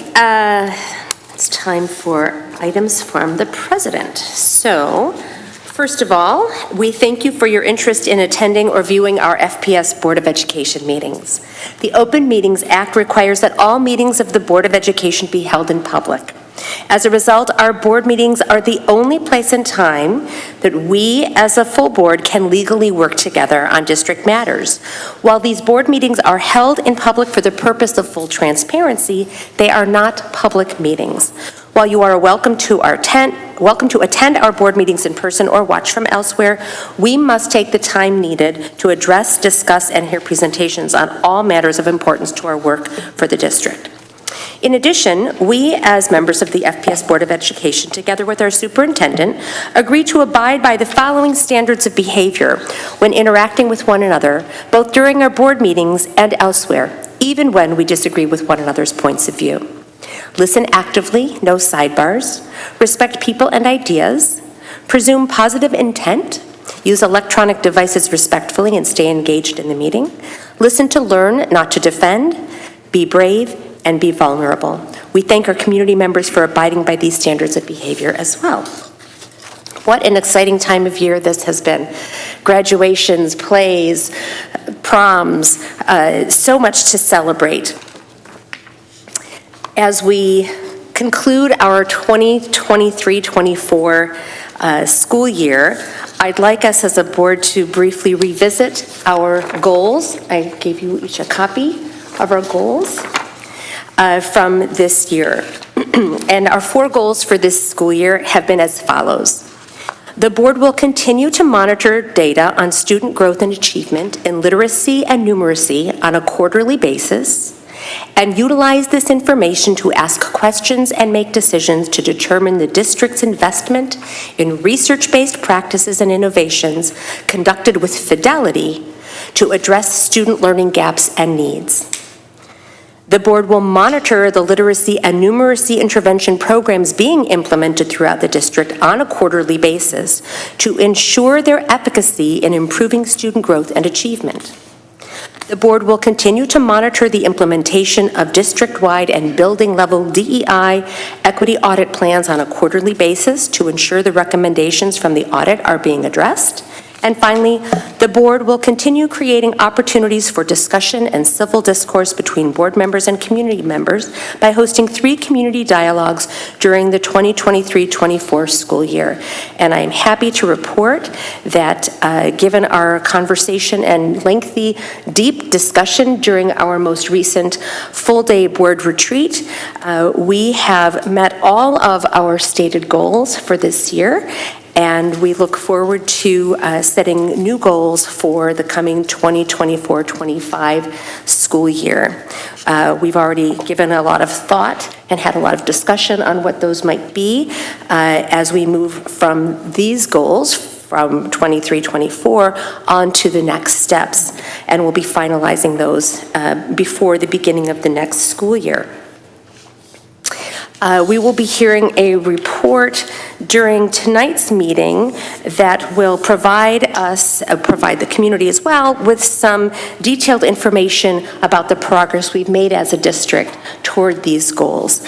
But our work in terms of our goals around monitoring and receiving quarterly reports and ensuring that, that Dr. Delgado and his team of administrators and teachers have been addressing literacy, numeracy, DEI work, and our own work for community engagement, we have done an excellent job addressing and meeting our goals this year. So without further ado, let's move on to our correspondence. Mr. Rich. Thank you. The board has received communications regarding the June 4th, 2024 public hearing on the budget, the June 4th, 2024 items from the secretary, a letter to the board on goals and performance, the FPS 2024-25 budget, the Visions Unlimited 2024 graduation, the 24-25 budget and forecast, close reading gaps now, and an open records request for email addresses and job titles. The board acknowledges communications and responds when appropriate. A list of correspondence can be found in the board packet, accessible on the Farmington Public Schools website. Thank you, Mr. Rich. Moving on to our legislative update. Mr. Rich. A few things. First, bill that was introduced by State Representative Colazar, House Bill 5803. So that's a focus on modifying certain required annual contributions, as well as Representative Schmaltz introduced a bill that modifies personal finance requirement as part of school curriculum. We also see that there were notable bills in committee. So the House Education Committee, on June 11th, there was discussion on Senate Bill 567 that was introduced by Senator Irwin, which provides pre-screening for dyslexia in public schools, as well as Senate Bill 568, which creates certain requirements for the approval of teacher preparation institutions. And that was introduced by a former teacher and now state senator, Dana Polhanke. Lastly, in the House Judiciary Committee on June 12th, House Bill 5741, that's Representative Harris, modifies recommended model core academic curriculum content standards for health education and certain guidelines for health education. So all things that kind of relate to our work here in the district, both with regards to curriculum, but also in ways that we can best prepare our students and teachers moving forward. And then lastly, at the federal level, on June 6th, the Federal Communications Commission adopted a 3-year, $200 million pilot program to help K-12 schools and libraries kind of address the growing cyber threats and attacks against their broadband and networks. I know we hear about hacking all the time. This is a big part of making sure that school districts and libraries are protected. This national coalition includes the National School Board Association, and they've been working on this for over 4 years now to kind of get something like this going. And so the pilot program aims to kind of gather that data to understand how universal service funds could support the cybersecurity needs of schools and libraries, and then share lessons learned with federal partners to combat this growing problem for not only school districts, but other community anchor institutions. Thank you, Mr. Rich. Moving on to our district updates. Dr. Delgado.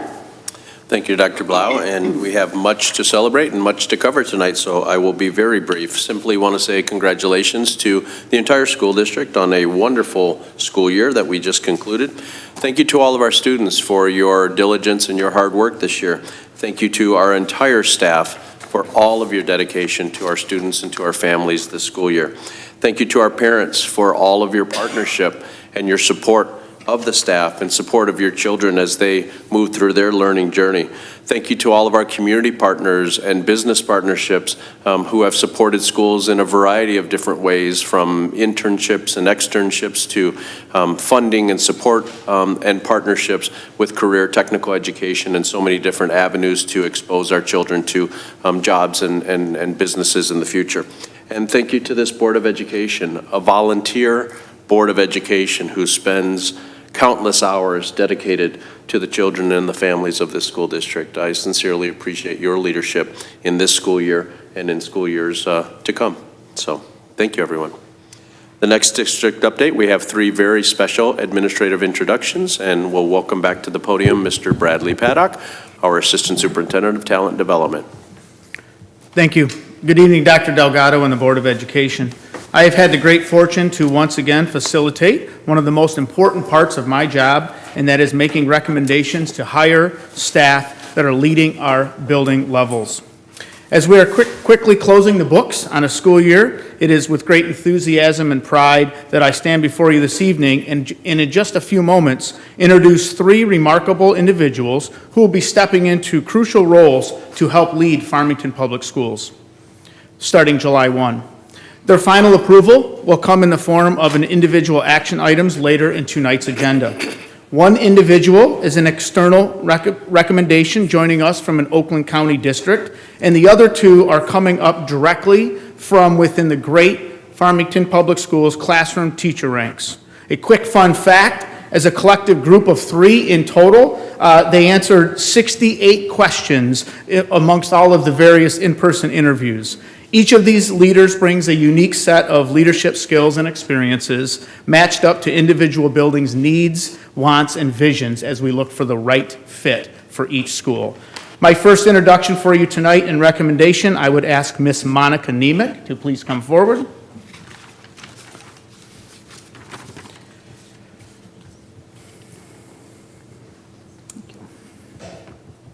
Monica is being recommended to serve as the new principal for Farmington Central High School.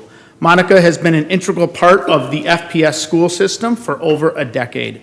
She began her teaching career at St. Fabian Catholic School, and in 2012 joined the Farmington Central staff teaching art in the elective areas.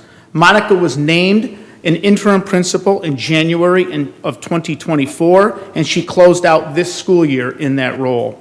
In her interview with Cabinet, Monica presented a 90-day transition plan that gave serious consideration and showed value to understanding that school's history, traditions, and lifting up the amazing pride of what it means to be a staff and student member, to be a Cougar.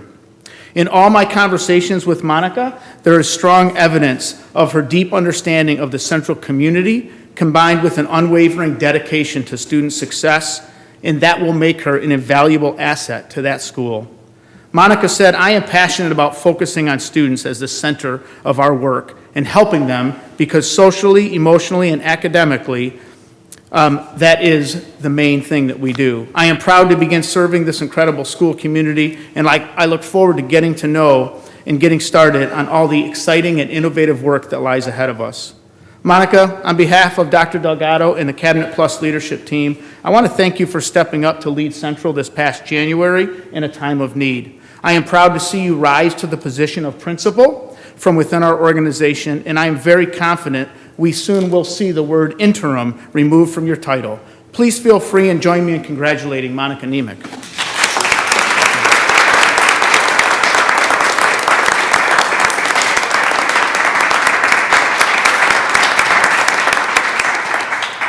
Thank you, Mr. Paddock. Thank you, Dr. Delgado, Board of Education, and Central Administration. It is truly an honor. Central is my heart. It's been my heart for over a decade, as Mr. Paddock mentioned. It's a place that I call home away from home. And I love our students, and I love our staff, and we're going to do amazing things, innovative things, and we are definitely going to show how much we can shine. And I really appreciate the opportunity to do so. Thank you.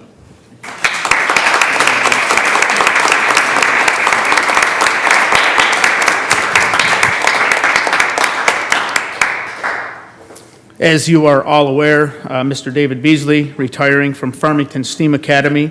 And to look for our next principal, I would ask Ms. Gianna Morozic to please come forward and join me.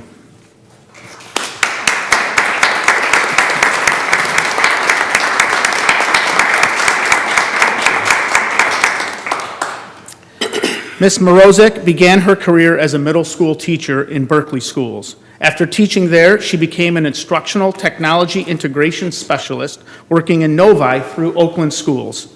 Throughout her career, she has experience working with elementary, middle, and high school students. Since 2019, Gianna served as an assistant principal in Oxford Community Schools, and she was able to showcase examples of her exceptional leadership and innovative approaches to education in that role and connect them to what we were looking for at STEAM. During the interview process, Gianna expressed multiple times this was a dream job coming true that will showcase all of her best leadership strengths. She shared great experiences connected to project-based learning and how to leverage local businesses and partnerships to enhance the learning opportunity for all STEAM students. Gianna, on behalf of Dr. Delgado and the Cabinet Plus leadership team, I want to thank you for seeking out Farmington Public Schools as your dream destination. And we hope this is a leadership relationship for years to come between us, you, and the STEAM community.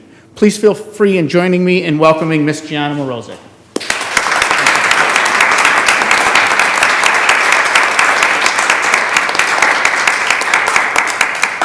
Thank you, Mr. Paddock. Dr. Delgado, members of the board, I'd like to thank each of you for your vote of confidence later this evening. I'm just incredibly honored and excited to be joining such an outstanding community of learners and leaders here in Farmington. I absolutely can't wait to get started. Looking forward to meeting the team, the STEAM team, the staff, parents, families, students. It's going to be an outstanding academic year, 24-25. We are going to do great things. Thank you so much.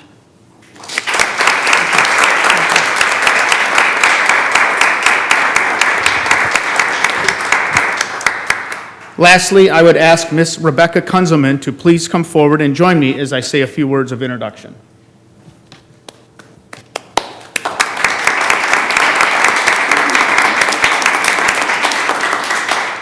Based on some internal staffing movement as we look to build the STEAM leadership team, I am thrilled that we have another internal candidate who has shown exceptional growth in leadership within the teaching ranks here in Farmington Public Schools. And she is being recommended to be the new assistant principal at Farmington STEAM Academy. Ms. Kunzelman began her teaching career in Gobles Public Schools and joined Farmington Public Schools in 2017. Rebecca was part of a grand opening at Farmington STEAM Academy as a second grade teacher. During her FSA teaching tenure, she has championed numerous school-wide initiatives aimed at enhancing student engagement, school community, and academic performance. Her innovative approaches and collaborative spirit have earned her the respect and admiration of her colleagues and, of course, the broader STEAM community. As a launch lead teacher for Project Lead the Way, Rebecca brings a wealth of knowledge in project-based learning and STEM education. Beyond the classroom, Rebecca has expanded her involvement in Farmington schools, coaching at the middle and high school levels, directing the High School Innovation Lab summer program, and numerous acting principal in charge roles while at STEAM. I am confident that Rebecca will continue to drive positive change and uphold the highest standards of excellence and innovation in her new role as STEAM Assistant Principal, working alongside Ms. Gianna Morozic. Please feel free to join me in congratulating Rebecca Kunzelman.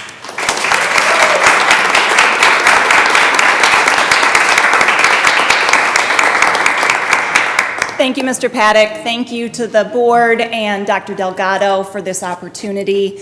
As you heard, I was a part of the grand opening. I am honored to be a part of a group of teachers that in 2017 developed the Farmington STEAM Academy mission statement, and I truly believe in the power of those words. I look forward to being able to work with our new principal in supporting each and every one of our students, our staff, and our families at STEAM.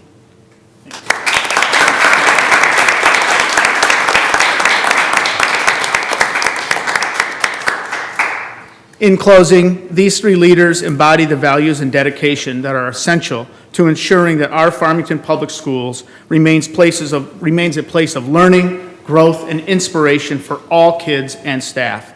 Thank you so much, Board, for allowing me to take the time and publicly share and introduce all of these three wonderful leaders this evening. Thank you, Dr. Delgado. Thank you.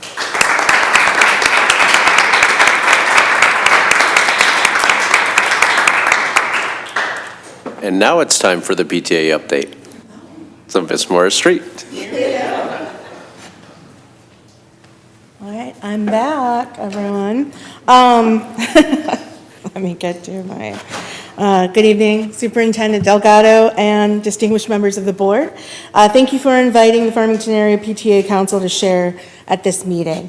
Our secretary, Brandy Cobb, is also here with me to represent. We have a board member stepping down this year. We would like to thank Sunday Taylor for her work as VP for Community Engagement and as the Health and Wellness Chair.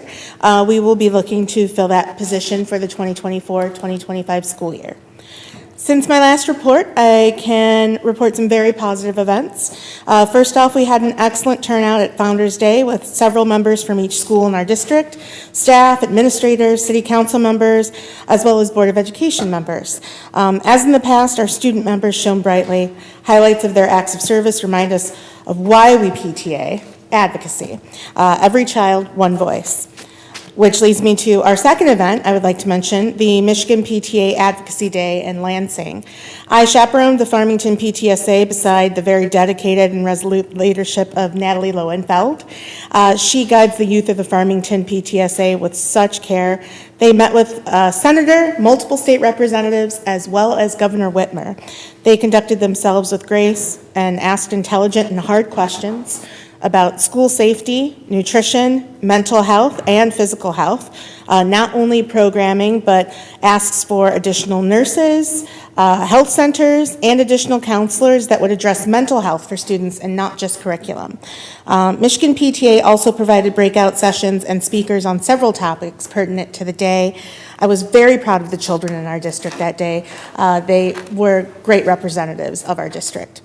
Thirdly, I was contacted by Senator Rosemary Bayer with the ask that I attend the Bridging to Belonging event, part of the weekend-long Juneteenth celebration being hosted by the Interfaith Leadership Council along with Famed Church of Farmington Hills.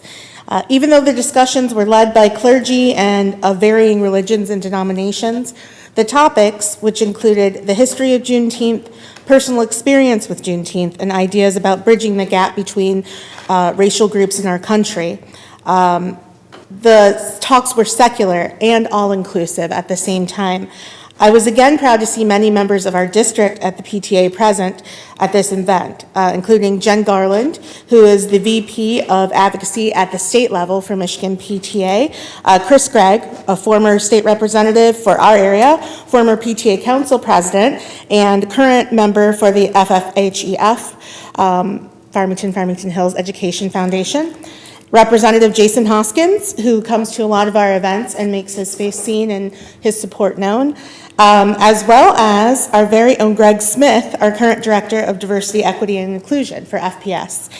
He was there with high school students, and it was not his first time, it was my first time. So it's good to see Greg.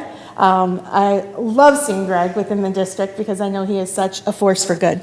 Along with students who spoke really thoughtfully and eloquently that night, talking about bridging the gaps in our community and our society. After surveying our local units, our general meetings have been moved from in-person to Zoom. We found great success in attendance with these digital meetings and plan to continue these for the 2024-2025 school year. Our officer planning meeting and annual audit meetings will be held in the fall, in person, to assist all new officers across the units in their new positions. Brandy Cobb had the pleasure of presenting the Robert Maxfield PTA scholarships to two young people this year, Jonathan Mandela and Elizabeth Sterling. Both students have contributed to their schools and the communities at large. Elizabeth will be attending the University of Notre Dame, and Jonathan will be attending the University of Michigan. They are prime examples of FPS excellence, and we are delighted to award them these well-earned scholarships for their service to their respective PTSAs at North Farmington and Farmington High School. Here are our meeting dates for the upcoming year: Monday, September 23rd, Monday, November 25th, both in 2024, and then moving to 2025, which isn't that far off, Monday, February 10th, and Monday, April 28th. Our Founders Day celebration will be March 10th, 2025, and our officer planning meeting is scheduled for August 26th of 2024 at the request, again, after a survey of our units, to say that at the beginning of the year would be a better time for them to have this training. All of these dates can be found on our website, which is farmingtonareaptacouncil.com. It's long, but worth it. And also at the FPS district website, if you look under parent groups for PTA Council. Thank you.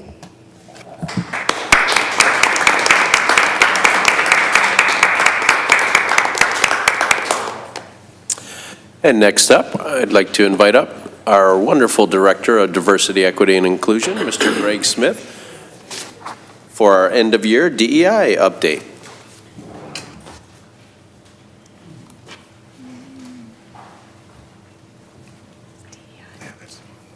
All right. Okay. Good evening. Dr. Delgado, members of the board, thank you for having me. Those that have stuck it out for the evening, hopefully by choice. I am excited to come to you with the outcomes of many of the goals that we have set this year, a lot of the initiatives and the work in which we're doing around diversity, equity, and inclusion. And before I get going, I just want to personally thank the board because this work is not easy. It's tough. It's long. When there are highs, there are deeper lows, and so it is really rewarding to know that there is a Board of Education and a superintendent that supports and will dig with you in this work. So thank you for your partnership throughout the course of the year. Again, this is my presentation to discuss some of the end of the year goals and things in which we've completed throughout the course of the school year. Now, this is a snapshot and not necessarily everything. I'd be here for about 3 or 4 hours in that event. So one of the things, and I've started like this when I had the opportunity to speak with you guys in the winter, is aligning the work that we do with the vision of this district, and that is, together with a diverse community, Farmington Public Schools is committed to providing each and every learner equitable experiences to explore and develop their passions and interests in order to prepare them for their future. That is surely the work in which we have done. I've outlined that in a number of goals and things that you will see, and you have saw. Again, not all, but some here. So tonight I'm going to talk through a comprehensive staff training module, course expansion, which I'll come back up for that a bit later on in the evening. Very excited around the new parent IDAC, and I'll explain what that C means. The supporting the work in which we're doing and the initiatives with our HR, and then our student IDEA, who has a plethora of things in which we do to represent Farmington Public Schools, the voices here, and the achievements and edification here within our district. And so this year, relative to staff training, I listed the most recent, which was a great pleasure for me, but to join this Board of Education at the retreat a couple of Saturdays ago, which was an absolute wonderful experience I felt. I hope in which you felt the same. But there have been a number of opportunities to train, to have conversation around, to lift up the things of diversity, equity, and inclusion, and how they connect to the student experience, the staff experience, growth and achievement, and so on. And so we've done that, or I've been able to do that in a number of training models. And you'll see a T, and that simply means teachers. L is for leaders, S is for students, and so on, and just to kind of simplify it. But we've been able to offer culturally responsive teaching practices within our schools. That was an in-person piece throughout the course of the year on a monthly basis. And I believe we hit a majority of our meetings where we offer culturally responsive leadership training to our leadership team. Supportive language, that is really covering those words in which can be divisive. How do we navigate that space, whether it's in a curriculum, whether it's something that I'm thinking, if it's something that I heard. There's going to be more work around that in the upcoming year. Restorative practice has been pivotal, and I know the Board of Education has done some work with our restorative practice facilitators to deepen your understanding of the work, but really having that anchored in many of our buildings in our district. Implicit bias training, and then hate speech, in which I've started, and this is a combination of the supportive language and hate speech with some of our students. And I will tell you, that has been an absolute delight to hear the minds and the hearts for their students to share their experiences and how they can grow and support one another. There has been an online training module that has been developed, and this is that comprehensive training module that Greg being one person and in person, there's only so much that can happen. But for staff and principals and our leaders to have access to modules around their own self-development, their professional development, that is now or will be available here at the end of the summer. They will cover implicit bias, microaggressions, cultural competency, and humility, which is critical, racial and ethnic identity, as well as supportive language, what I just spoke of. We've talked a bit about the equity action plans, and that was in culmination to a board goal that you guys have set. And so we've been tracking those now for a couple of years, making sure that we're highlighting those pieces relative to each building, relative to each school. And in that, holding meetings with principals, staff members, leadership teams, whatever we feel, parents, whatever is needed in that particular school. Well, this year, what we're taking the next step on that work is connecting the EAP, the outcomes of the EAP, to our student engagement data, which all building leaders received this spring. And so my closeout meetings that I'm having with all of our principals is relative to observing the student engagement data, connecting it to our EAP, and identifying a goal, a focus area for that building, for that specific building in that community in the 24-25 school year. Here's just a quick snippet of what that looked like. Again, the student engagement survey has been given here in the district for several years, and it really kind of emphasizes or focuses on our elementary, our middle, and our high school. You've seen the equity audit plan. This is just an example here in how we're going to merge those two to develop a SMART goal or SMART goals with our buildings. You'll hear a little bit more about this, but we're really excited about the course expansion. We've learned a lot of this with our instructional department, but to focus in and hear really what our community, what our staff and our students have been asking and calling for to begin that work is a different story. So we're excited about that with the expansion of African American literacy, African American history, and understanding that these two courses are still being built out. We have a potential launch date of the second semester of next year. And so there's a lot of work that Mrs. Fifield and myself are working, and she is truly the one that comes together with some of those high school teams, and we put our minds together and really hash out what this is. Equal opportunity schools, you've heard a bit about this. We're working to close out this long partnership. I mean, we've been probably 10 years or more with equal opportunity schools, and I am so absolutely, in fact, stunned by the level of growth that we've had this year that has completely surpassed any level of growth that we've had in our relationship with this company. In the event that African American students represented in our IB and our AP classes went from 129 to 199 students. Our targeted students, whether it be low socioeconomic, race, and so on and so forth, has moved from 159 to 224 students. So we're really, really happy about that level of exposure for our students, that work that our staff, that our principals are putting in. That is around communication, that is around communicating with families to share the importance of, to honor requests, and to just truly centralize and take the initiative around that work. This is a graph that I had shared before, and you'll see that just the ebbs and flows of longitudinal data since we started this in 13.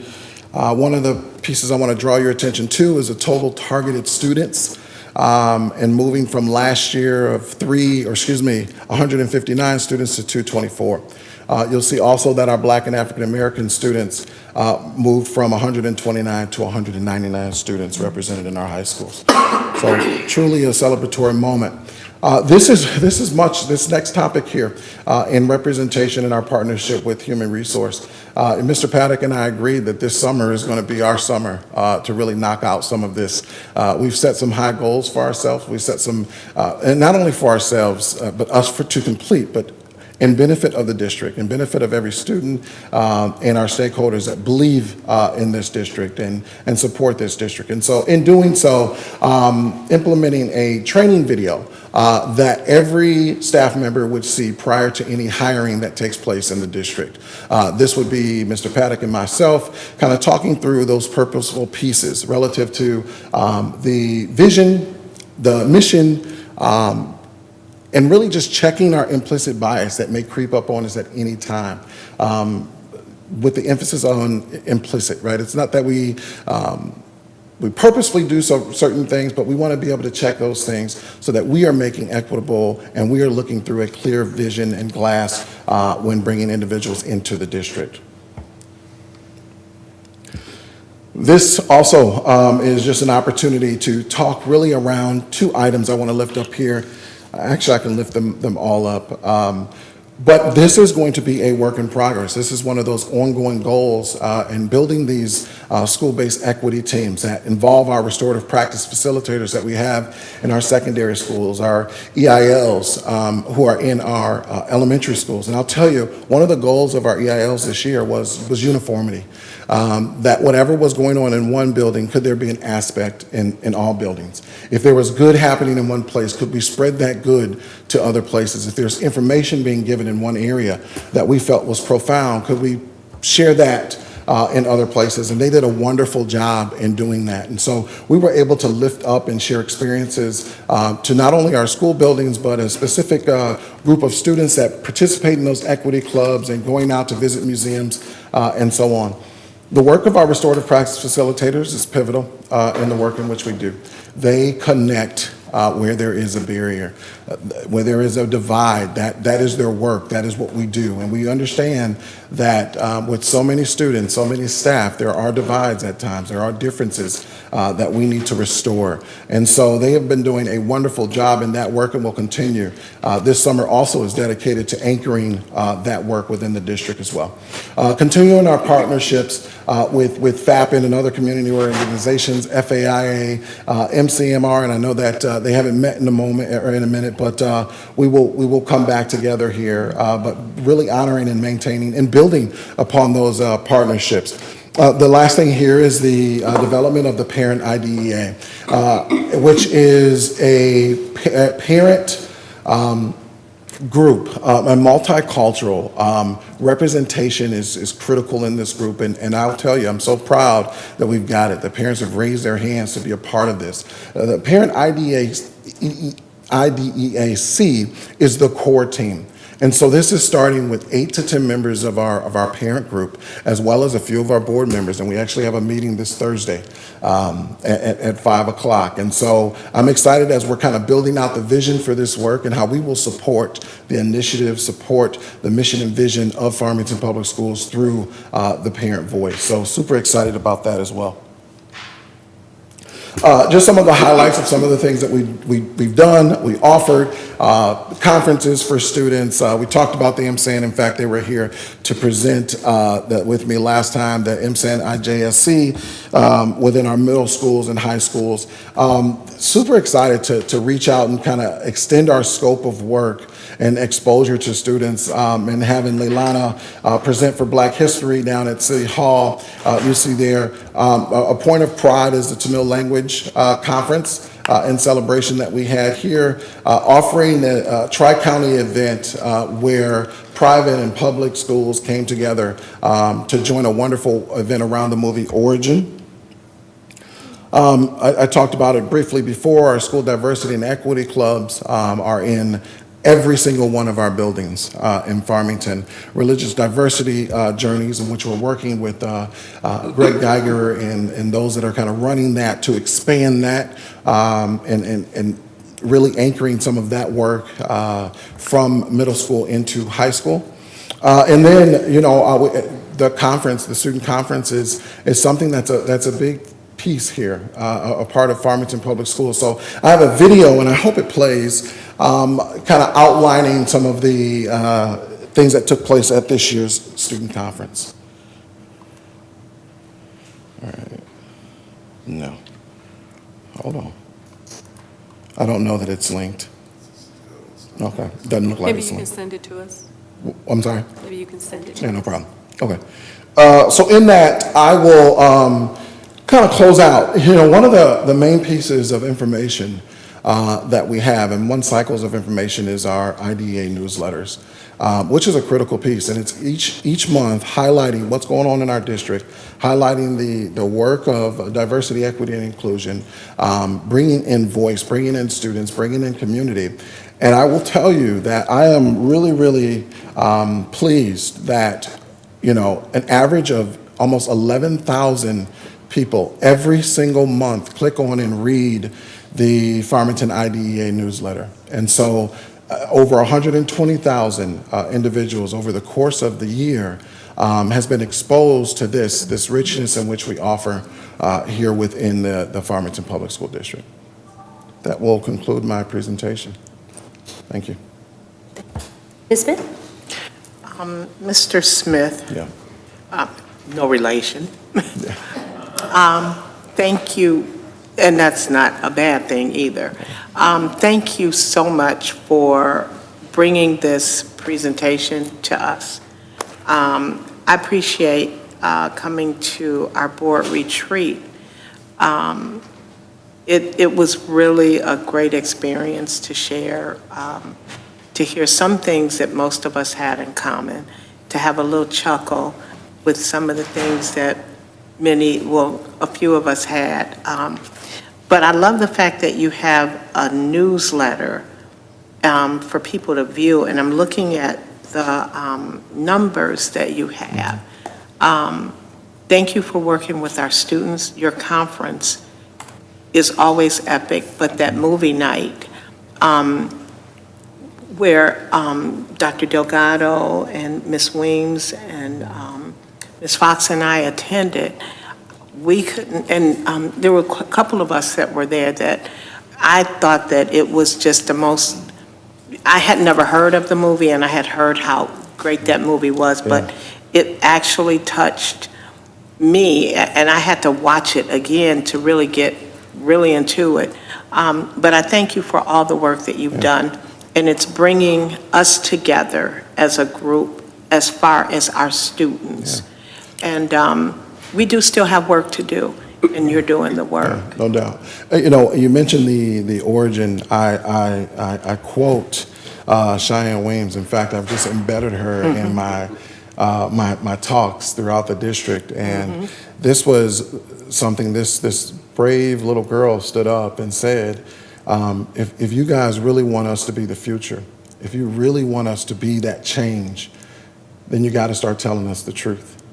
And it reminded me of the James Baldwin quote, if I say that I love you, if I tell you that I love you, then I must tell you the truth.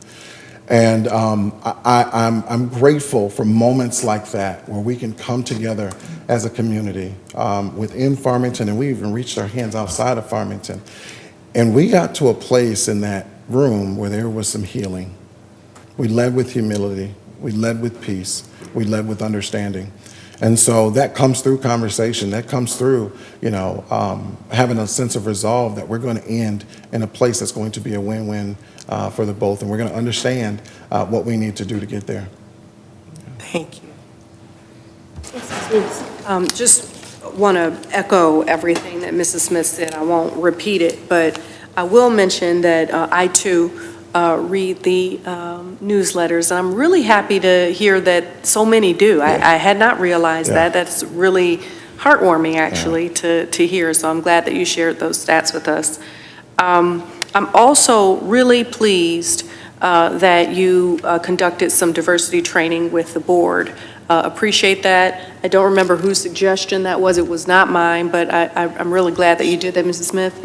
And that it was so great that we want to, you know, move forward in that learning and do more of that. I think that was really great. I was blown away by the conference that was run by you, yet by students. It was completely student-led. I was nervous initially by that, but I mean, these young people were phenomenal, and I appreciated all of the different breakout rooms, all of the different discussions, and the theme that I heard from students as I popped in and out was just a huge desire to have respect for themselves and who they are as individuals, the uniqueness of them. And what I really appreciated across the group was just the acceptance across the board of students and the listening to their stories. I appreciated the group of students who were talking about the global conflicts, and I mean, it was well balanced. It was really great. I left that very proud. So congratulations on that. No, I will accept that on behalf of the students. I will accept that on behalf of the restorative practice facilitators that really dug in and partnered in that work. You know, the conference was amazing when kids come together. And they are the spotlight. And the theme of the conference was "Look at Me." And you really put the spotlight on kids. They will show up, and they can communicate with one another like no other. And just, I appreciate you mentioning that. I also want to, the newsletter, I want to lift up Courtney O'Hara and the office of, I'm drawing a blank. Langdon. What was that? Julie Langdon. And Julie Langdon with the office of Community and Public Relations. There it is. It came to me. And honestly, they truly put a lot of the spice on the newsletter. I provide the content. But yeah, and we track that. So really excited again around that conversational piece and any opportunity we have to enter that place of healing, of understanding, and growth. Mr. Rich? Also not going to just completely copy Ms. Weems and Ms. Smith, but again, I wanted to thank you for coming to the board meeting and to our board retreat. Unfortunately, I couldn't be there for the retreat, but I was able to go through everything that you shared and seeing just the numbers for the newsletter. You look at that and it's, how do you put that into context, right? That's over one view on average per student in the district. It's looking at the families that we have in the district, the teachers, the community members that subscribe to this newsletter, and see the result of this board, this team, and really you at the helm of this effort of what happens when you actually invest your time, effort, and passion into DEI and everything that goes with it. And so I wanted to thank you for that, and as we go into the next school year, look forward to seeing what you have next. I know throughout the year we've had many presentations, but not necessarily by you. And that's kind of speaking to your leadership style of raising up other people. It doesn't have to be you in the spotlight. You have been able to help others grow in their roles. You've been able to put students at the front to drive the conversation. And I think that's just an incredible thing and an incredible just point to your leadership in this role. And I would, again, I would celebrate that district-wide. That starts with a Board of Education that has a capacity for this work, a superintendent that will step into the areas that need to be stepped in, whether they're tight or whatever the case, to support this work. A leadership team, students and staff that support this work and lift it up. So yeah, we're looking forward to the future. Ms. Heinrich? Yeah, I just want to lift up the work you're doing and express appreciation. I know the student IDEA groups are highly successful, very valuable for the students' their input. Can you just help me understand a little bit what the parent IDA group will look like, or what your plans are for how that's going to work? So structurally, the core team will again be 8 to 10 members, including some of our board members. I don't want to say external, but the parent IDA will be probably 30 to 40 members of our community that will address and support things such as the Student Diversity Conference. Is there a conference that we want to have for our community? Do we want to lift up parent engagement and focus on some of those pieces? Where are the initiatives within our district that our parents can truly support, lift up, and be able to cascade? These are great numbers for a newsletter, but what if we had 11,413 personal interactions amongst our families or parents to students or staff and it's really, really opening up every avenue around parent engagement and how they are locking and anchoring into the work of diversity, equity, inclusion, but greater, how they're locking into the goals and objectives of this school district. Yes, Ms. Fox. One final comment. Oh, I'm sorry. No, you haven't done yet. Okay. So, when I hear you, I've heard you many times to talk about this information and so on. And I see it as a tool for all of our kids to be able to move their lifetime in a really well done way. I appreciate what you're doing. Thank you. To that end, this was a very tough meeting. I shared this with Dr. Delgado, but I had heard from some of our younger students. I'm going to relate what you said to the conference, where they said, hey, how do I say this? I'm going to just tell you how they told me, don't put another old person in front of us with a young message that we, and I took that. That wouldn't be But me. I took that literally. And so when you talk about kids and so on, at the conference, we had a student panel that was representative of graduates from Farmington, North Farmington, and Central. Graduates that were in law school, that were currently getting their BA, that had earned their doctorate and it's studying DEI. I gave them exactly what they were looking for, to let them know that we heard them, that we're responsive to them and their needs, in hopes that they will continue to grow and build, and this would be a space for them. Ms. Weeks? I'm really glad that you heard their feedback. Yeah. And that you're doing something with it. That is so extremely important. Yeah. And I also just wanted to maybe close with all of the work that you've been doing.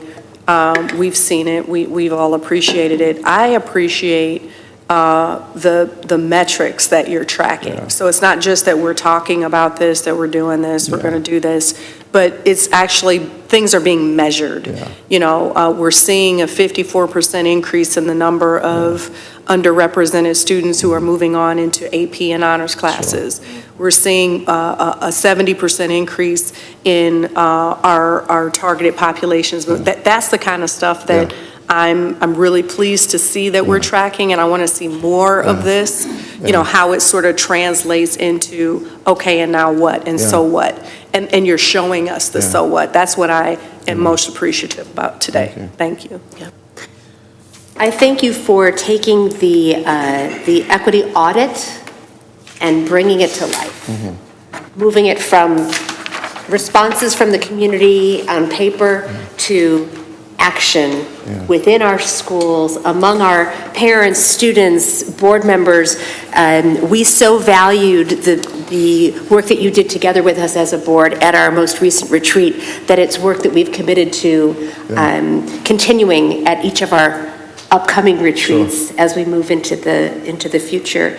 And also in our community engagement and communication work and our community dialogues, possibly exploring more of an opportunity for some healing conversations there as well, possibly going forward. Absolutely. So thank you so much. My pleasure, Dr. Powell. My pleasure, Board of Education, Dr. Delgado. Thank you.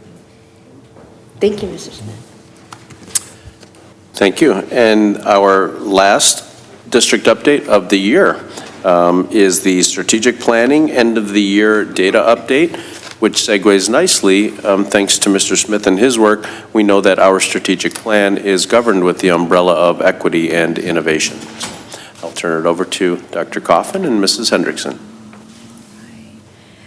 Good evening, Board of Education. Thank you for the opportunity to share our final strategic planning update of the school year. So as you've known, or as you've read about this school year, the 4 goal areas have been doing some amazing work. This is our first year in our 3 to 5 year plan. So I just wanted to talk in a more broad way about why strategic planning. So in doing some research around strategic planning, they really, the 2 words going together doesn't always fit. When we think about a plan can just be a to-do list, and it doesn't require things to be coherent or logical. It's just things we want to get done. But when we talk about strategy or being strategic, we're really saying, as an organization, we are making these integrative set of choices that are going to define who we are, and it must be coherent and doable, and most importantly, it must be translated into action. So when our original strategic planning process was developed now a little over 4 years ago, in doing some research, I looked to Whirlpool as an organization of innovation and identified the way that they looked at their strategic priorities around system innovation. And you can see there's 4 areas that they worked to develop. That's leadership and organization, cultures and values, peoples and skills, and processes and tools. And that's really become the foundation of the work that we are doing here in Farmington. The other thing we talk a lot about when we talk about strategic planning is there are strategic actions and there's tactical actions. So the strategic actions are really, how do we work towards our future? How do we think big? And how do we become the best at the work that we do? When we think about the tactical, those are the day-to-day things that we focus on in small incremental steps in order to reach our goal of our strategic plan.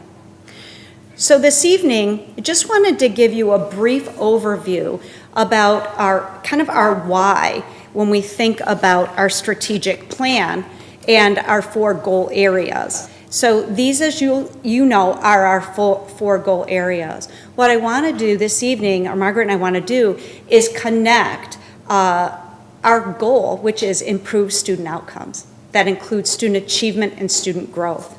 And I want to connect that to give a sample or a preview, I will say, of a district dashboard that we want to present to the board for your feedback in regards to how we are tracking the work that's happening in our system.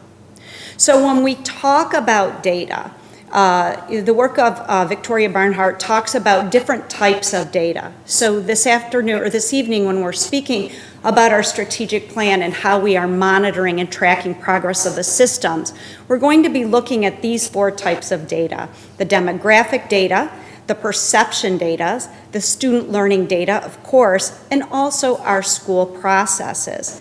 When we think about our role as monitoring the impact of the strategic plan on our system, we're thinking about this from a multiple data point perspective, but from a 1,000-foot view of the system.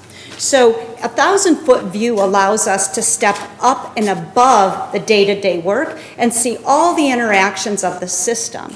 And so we're going to share with you some samples of the things we monitor on a regular basis to know if we are impacting the system in a way that is improving outcomes for all of our students. So the board should have in front of them a sample strategic planning, a monitoring dashboard. And so we're just going to walk through how this was designed. And again, just to share a little bit of information around our strategic planning work is designed to improve outcomes for our students. So you will see there's a green box that has the strategic planning area, and that's the strategic planning area and what we are monitoring under that area to see the shifts within our system. Next, you'll see the 5-year goal. You have some examples in there. Those are what we have set in those particular areas right now for the 5-year goal based on our current baseline data. So this is our target that we hope to reach or exceed in the next 5 years. And our starting point, you can see there, is our baseline. And then you'll see that there's a 5-year period of monitoring over time. It allows us to monitor not only what is happening year over year, but also provide a status update on where we are in the current year. Now I'm going to go back. Now we recognize that when we talk about a dashboard with data, it'll never be enough of all the data people want to see and hear about. The intent is not to just have all of our data placed here. It's for us to have a spot that we would share publicly with the community on the items that we monitor from that 1,000-foot view as a system to know if we are moving the system in the right direction. So I'm going to talk through each of those so that you can see some examples. And I think it's important to note that what you're seeing in front is just an example. It's not inclusive of the actual full data sets. We're in the process of really looking at a lot of different data points across the system and deciding which ones to use and not use, identify the baselines and the targets. So this is a sample of what you might see. So the scores on here are it's real data from our current place, but those, we're not limiting what will be in that dashboard to what you see there. We're going through a lot of different data sets to decide which are the right fits for us. And so as we go through the presentation, you'll see a broader set of examples of what could be in each of those goal areas. Yeah. So the first, the one we started with was the collaborative professional, was this? Oh, this is the wrong. Oh, I'm sorry. So these are going to be in a different order. I'm sorry. I apologize. We changed.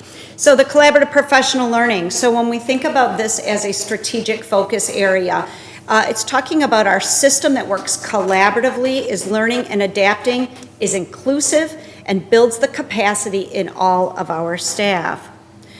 So when we look at the type of data that we will be monitoring under this strategic goal area, are things like Our FEA staff, the percent of them participating in innovative professional learning experiences.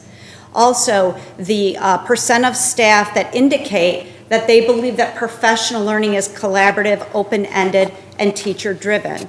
You can see some of this will be data that we pull from our systems. The others are perception data that we are collecting and gathering on an annual basis.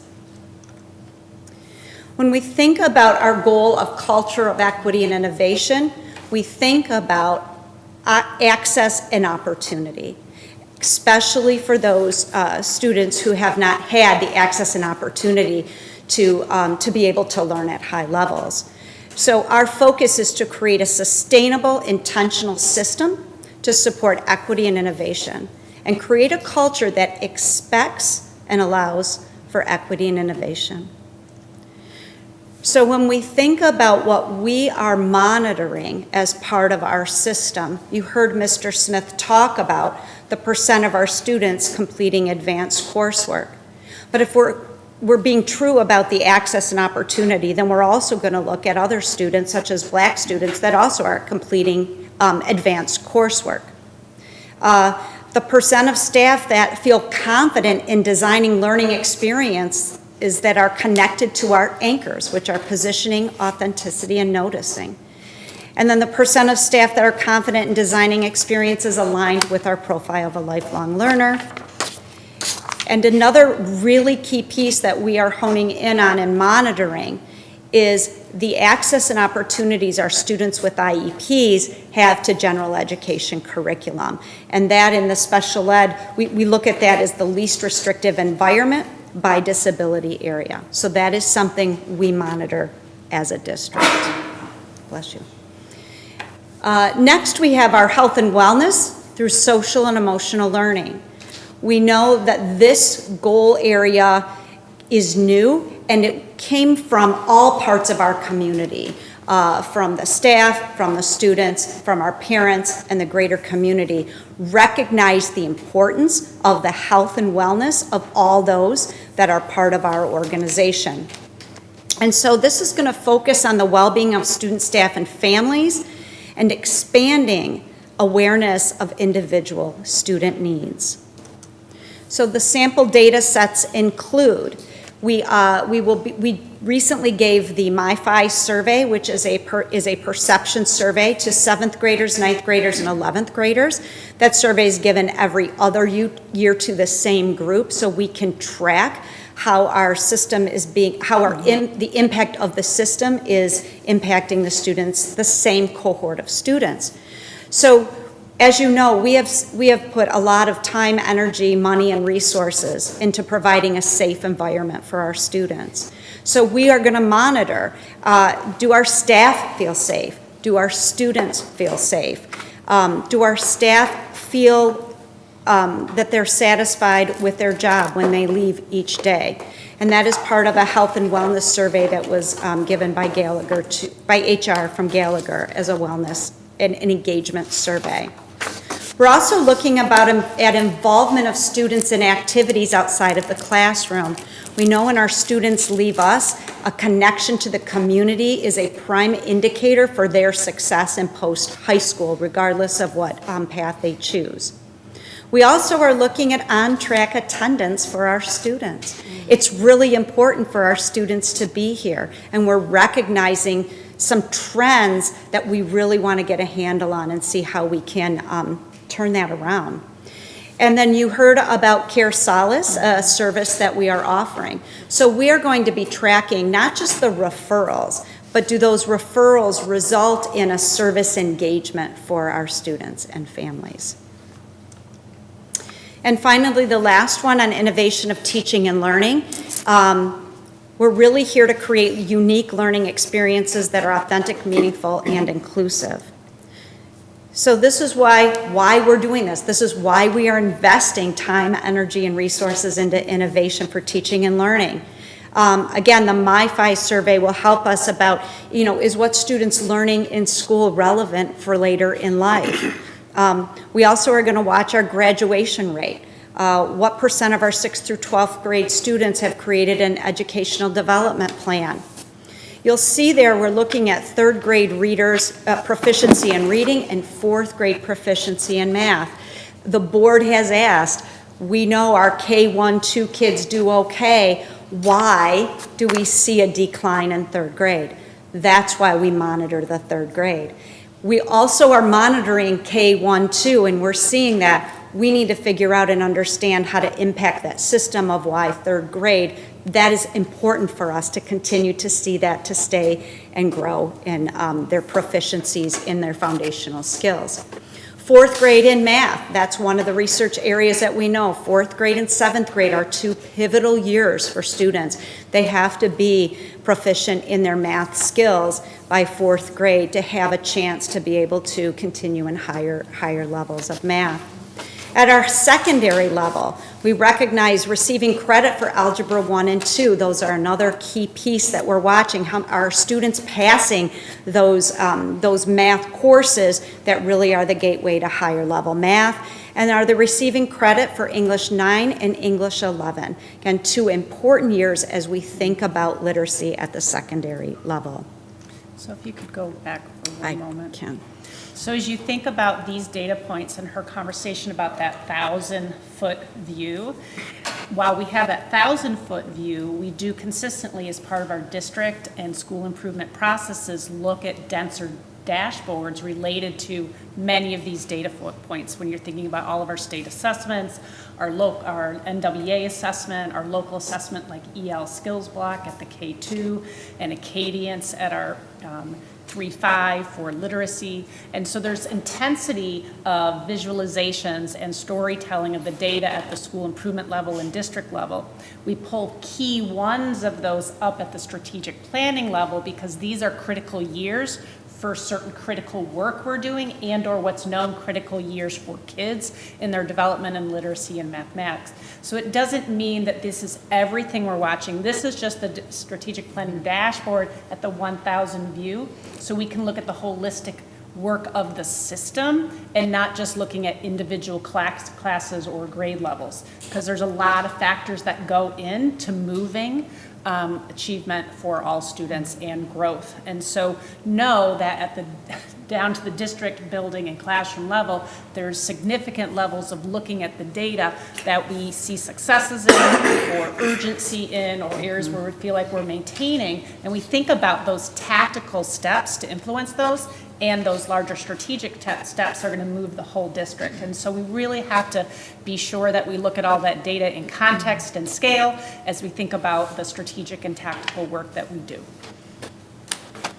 So with that said, I had the pleasure of being able to join the Board of Education remotely at one of your recent retreats to really look at some of the density of NWA data and some other data around some progress monitoring of our work. And so this is just some broad perspective of what we are currently seeing as our trends, knowing that we've done a lot of work looking at the building level, classroom level, and district level by grade level or student groups. Obviously, NWEA supports our taking a view at literacy and mathematics. Where we always have continued to be is when we think about achievement on NWA, our percentile ranks, how we compare to the national norm. At the lower grade bands in elementary, we consistently to be high average to high achievement. That is something that we know. We also know that in grades 4 through 9, we start to see a shift in that achievement percentile rank. It kind of sits more in the average. So depending on the grade level, 50 to 60 percentile rank. So we're outperforming about 50% of our nationally normed peers, or about 60%, depending on the grade level. Achievement tends to be a place on NWA where we see good data around achievement and the percent of students in what we call the high average area of the achievement spectrum. But it's important for us to not just look at achievement, but also look at growth, because the growth allows us to support each and every child in their growth, whether you're at the 95th percentile or the 10th percentile. So we're always monitoring growth. What we noticed this year in literacy NWA K-8 is that our percent of students meeting their projected growth is staying relatively constant, plus or minus 3% when we think about statistical significance. We have some grade levels higher than others. We're monitoring that K2 really closely. We're going to be monitoring grade 3 really closely as we go into year 2 of EL skills block next year. We'll really be monitoring even more intensely K5 as we start wit and wisdom implementation next year. And there's also work then at the middle school and high school in literacy that we're going to continue to monitor. As we look at percent met, we also look at what's called that conditional growth percentile. So that kind of gives me a sense of the size of our growth relative to the norm. K5, again, we tend to be, depending on grade level, be average to high average. I love to see high and high average. Average is okay at the national norm, but I want to see us always pushing to high average. Conditional growth tends to be in the low to low average at grade 6 through 8 in literacy. We've seen it for a number of years, but this is the first year where we've actually seen 2 out of those 3 grade level actually increase in their conditional growth percentile rank. Has it pushed to the average where we want or high average? No, but we've seen like I think at 1 or 2 grade it was a 10 to 15% point increase in percentile. So that tells us something might be brewing in the impact. Literacy tends to be the place where we perform our best relative to mathematics. This year was a very interesting year in the area of mathematics monitoring through NWEA. K3, similar to literacy, high average in achievement. Grades 4 through 8, average achievement. But what was really interesting was when we start to look at growth, we saw some neat things across the board at elementary and middle school. We were very proud of our percent K5 in terms of meeting or exceeding growth projections. At grades 3 through 5, where we had very specific work happening, there were 3 or 4 things happening, we saw 14%, 7%, and 10% increase respectively. And then looking at the size of the growth, the conditional growth, we're very proud to see that our conditional growths were average to high average, which is moving us in mathematics, with K1 and 3 having the highest conditional growths. So if you looked at grade 1, 79 percentile rank in conditional growth, which means their growth size was larger than 79% of their nationally normed peers. A lot of intense work happened, though, in 3, 4, and 5. So to then see at grades 4 through 8, because we also had some work at 6, 7, and 8, we saw increase at conditional growth for every one of those grade levels, with grade 3 being 16 percentile rank points higher. And so while 6 through 8 still is in that low average, they still had an increase within their band of conditional growth. So literacy kind of maintaining. We're watching as we put some major things in place over the next couple of years. Math, we saw some significant, I think, quality data points showing some impact of the work we're doing 3, 5, and 6, 8 in mathematics. So as a broad stroke, we're seeing some impact, but there's still some areas of urgency and need as we look at certain grade bands and or certain buildings and or certain student groups. So this doesn't mask that. This is just the broad stroke, and we have and know kind of where our strengths and areas of growth are moving forward. As we think about achievement again, the first slide talked about our achievement percentile ranks. What I love about this one is it kind of gives you all the grade bands for achievement percentile ranks. I just kind of gave you an overview of them being at average, high average. This is every grade level, reading and math, the achievement percentile ranks. A for average, HA for high average, H for high.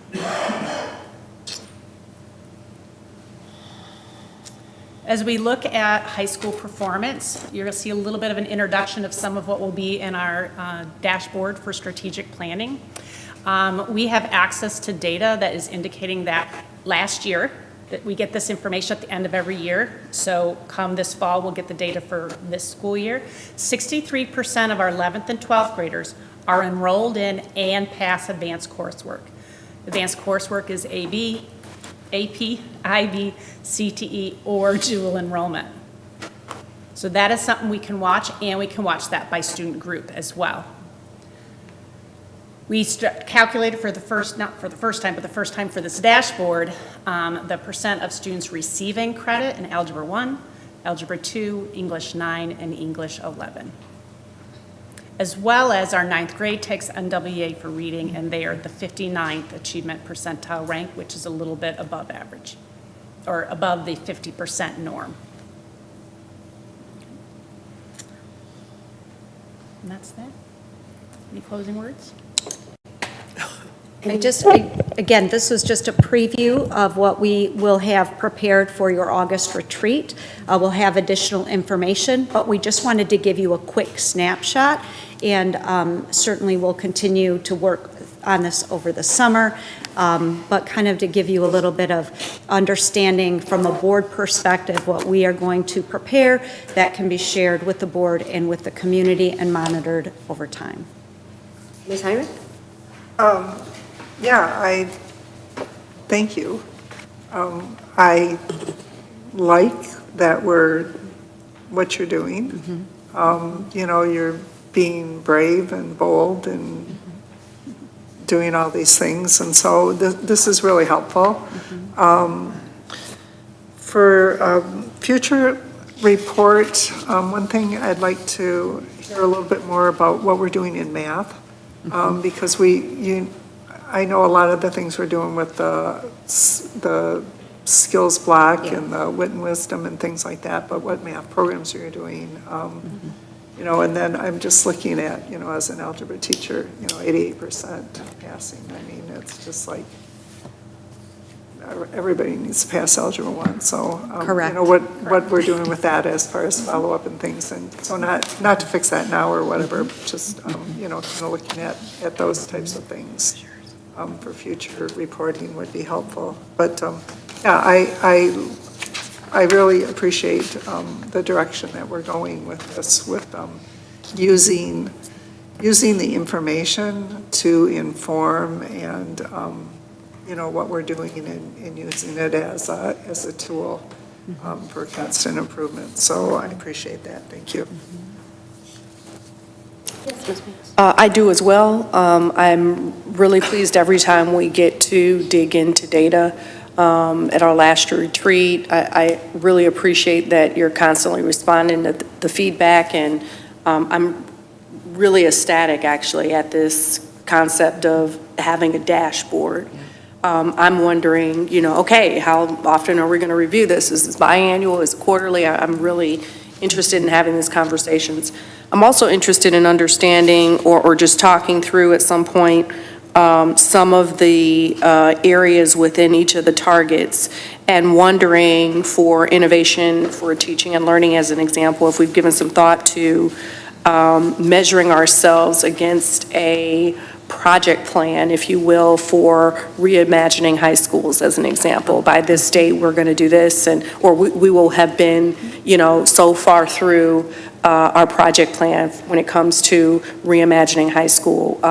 We've done a lot of work at the elementary school level with respect to literacy and math. I know we're shifting our focus now into middle school and high school. And again, I'm wondering, what is the plan? You know, what is the target? Is it 2025 when we're going to have something implemented? 26? And then I know you're already thinking about, okay, it would take, you know, so much time before we would start to see results. And so then I'm starting to think through, are we going to be measuring efficacy of programs like we've seen before with, at the elementary school level, Dreambox and Lexia, where we can see where students are really actually practicing with fidelity, that we've got over a year's worth of growth. And so our aim is to get, you know, 80 to 90% of our students really practicing at this level. And if that's, I don't know if that's too granular or if that's at the right level, but those are the kinds of things that are coming to my mind when, in addition to some of the things that you provided as examples.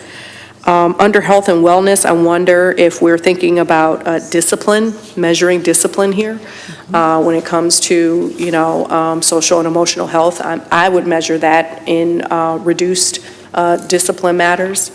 For creating a culture of equity and innovation, I'm wondering if we're, I don't know what the district's responsibility is in reducing barriers or meeting them, like, understanding whether if you've got chronic absenteeism, is it a transportation issue, and trying to address that if there are some measures.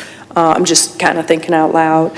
And then finally on the professional learning, I'm really a fan of, and I haven't heard about this recently, but I know we still do PLCs, and I'm wondering if there's, I've always heard that there's a lot of value in that, and I wonder if we're measuring that. So in addition to the individual professional learning, how often are we spreading those best practices, within the school itself to ensure consistency, and then more broadly across the district so we can, replicate those pockets of excellence across the rest of the school system.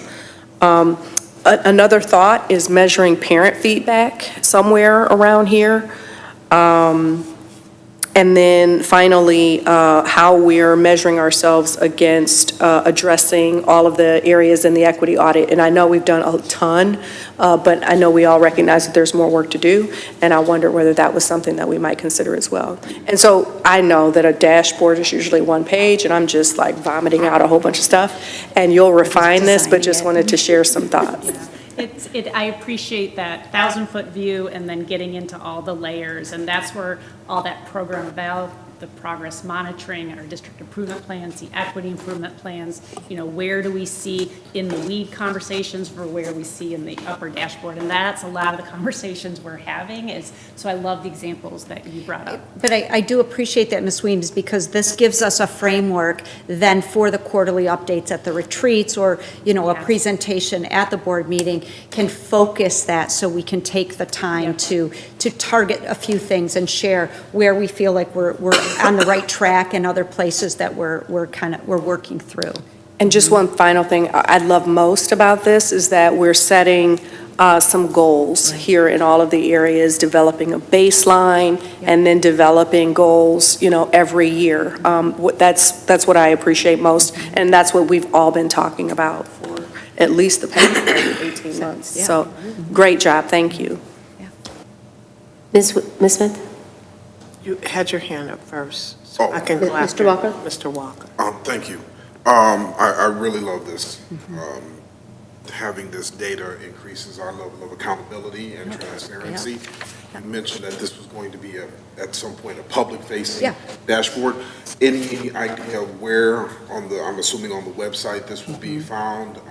My hope is that wherever it lands, certainly on the homepage, there's a very clear and identified link to where this is so that a parent with very little trouble can take themselves right to this data, and any vocabulary necessary for a parent to fully understand what these indicators are is laid out, some sort of legend or something like that, so the parents can really access this information and have very little questioning behind it. Thank you. And another piece that'll be important to clarify is it's a little bit of a rolling dashboard because some of the data comes in the spring, some comes in the fall, some comes in the winter. We're in a place over the last 2 years where we've put a lot of measurement tools in place between MiFi, urban learning surveys, all of those pieces, new assessments like EL skills blocks. So a lot of the work over the last few years has allowed us to be able to do what we're doing right now from a comprehensive place. So that's going to be one of the other challenges is how to make a dashboard when certain data points come at a different time during the year. Ms. Smith? Thank you. I've been on this board 7 years and never seen a strategic plan for 5. You have been transparent. After going through and reading, you showed where you were. I don't want to use the word failing, but where you are at and where you're trying to go and where to achieve. I also agree with Ms. Weems. We do the health part. We do have students that are struggling, whether it's social, emotional, whatever. I'd like to see that part. As well as with Mr. Walker. I mean, we're all on the same page here tonight. I want to see this on the district website, because this will bring people to the district It will let them see that we are trying to do something. It will help those that have had concerns understand better what we're doing and what we're trying to achieve. And then their feedback, the people in the community, their feedback can help you get the rest of this plan together. So I want to tell you I appreciate all the work that you put into it, and that you're also working hand in hand with not only Mr. Smith with what he's doing, but also with Mr. Paddock. So you're not only working with the equity issue, you're working with the HR issue as well. Absolutely. So thank you. Yes. And, I'm sorry, just really quickly, I do want to acknowledge all of the work that you guys have been doing, and I'm sure the rest of Cabinet. Some of this stuff we've seen in our board materials before and in our board briefs, especially like on all of the professional learning that's going on. But it's nice to sort of have it in one place and kind of consistently see the same thing, because while I appreciate the board briefs, it's like, oh, wait, what, I remember, and we're getting a lot of information. I think, agreeing on a consistent format going forward on how we're measuring ourselves, I think will be really, really, really helpful. The only thing I was going to add is aligned with the comments that Mrs. Smith made, is the idea of our directors working hand in hand, and that vision of having the Director of DEI, Director of Curriculum Instruction, the Executive Director of Special Education, Mr. O'Brien, the Director of Student Support Services. Those individuals working with our Cabinet Plus helps contribute to this dashboard. And so the great brainstorming that we heard tonight and some of the recommendations of things we can measure and then advertise and publicize to the community, that's all coming from these think partners that we have, and it's intentional because of the structure and the organizational structure and the systems that we put in place. So this is systems change, and I credit Kelly and Margaret for their innovative way of putting this together through the lens of our strategic plan. So thank you all for all of your work. Mr. Walker. Another question, going back to the idea of the rolling data points or rolling times when the data is collected, how much in advance do you get the dates of when data is released or when data will next be collected for those that roll? One of the things that we do as part of Cabinet Plus is we talk about all the different surveys that we're giving throughout the year, so we have a timeline so we know when they're coming. Some tools take a longer time to aggregate, some take a shorter time. In terms of the assessment data, we pretty much can predict all of that. Some of this data comes from our accountability scorecards, the school index scores that's on My School Data, and those vary when those pop out, but usually fall to December. And so we can, now that we have our tools established, we can very much create a cadence of what time of year those things are collected. And so we're probably in the midst of like building all of that.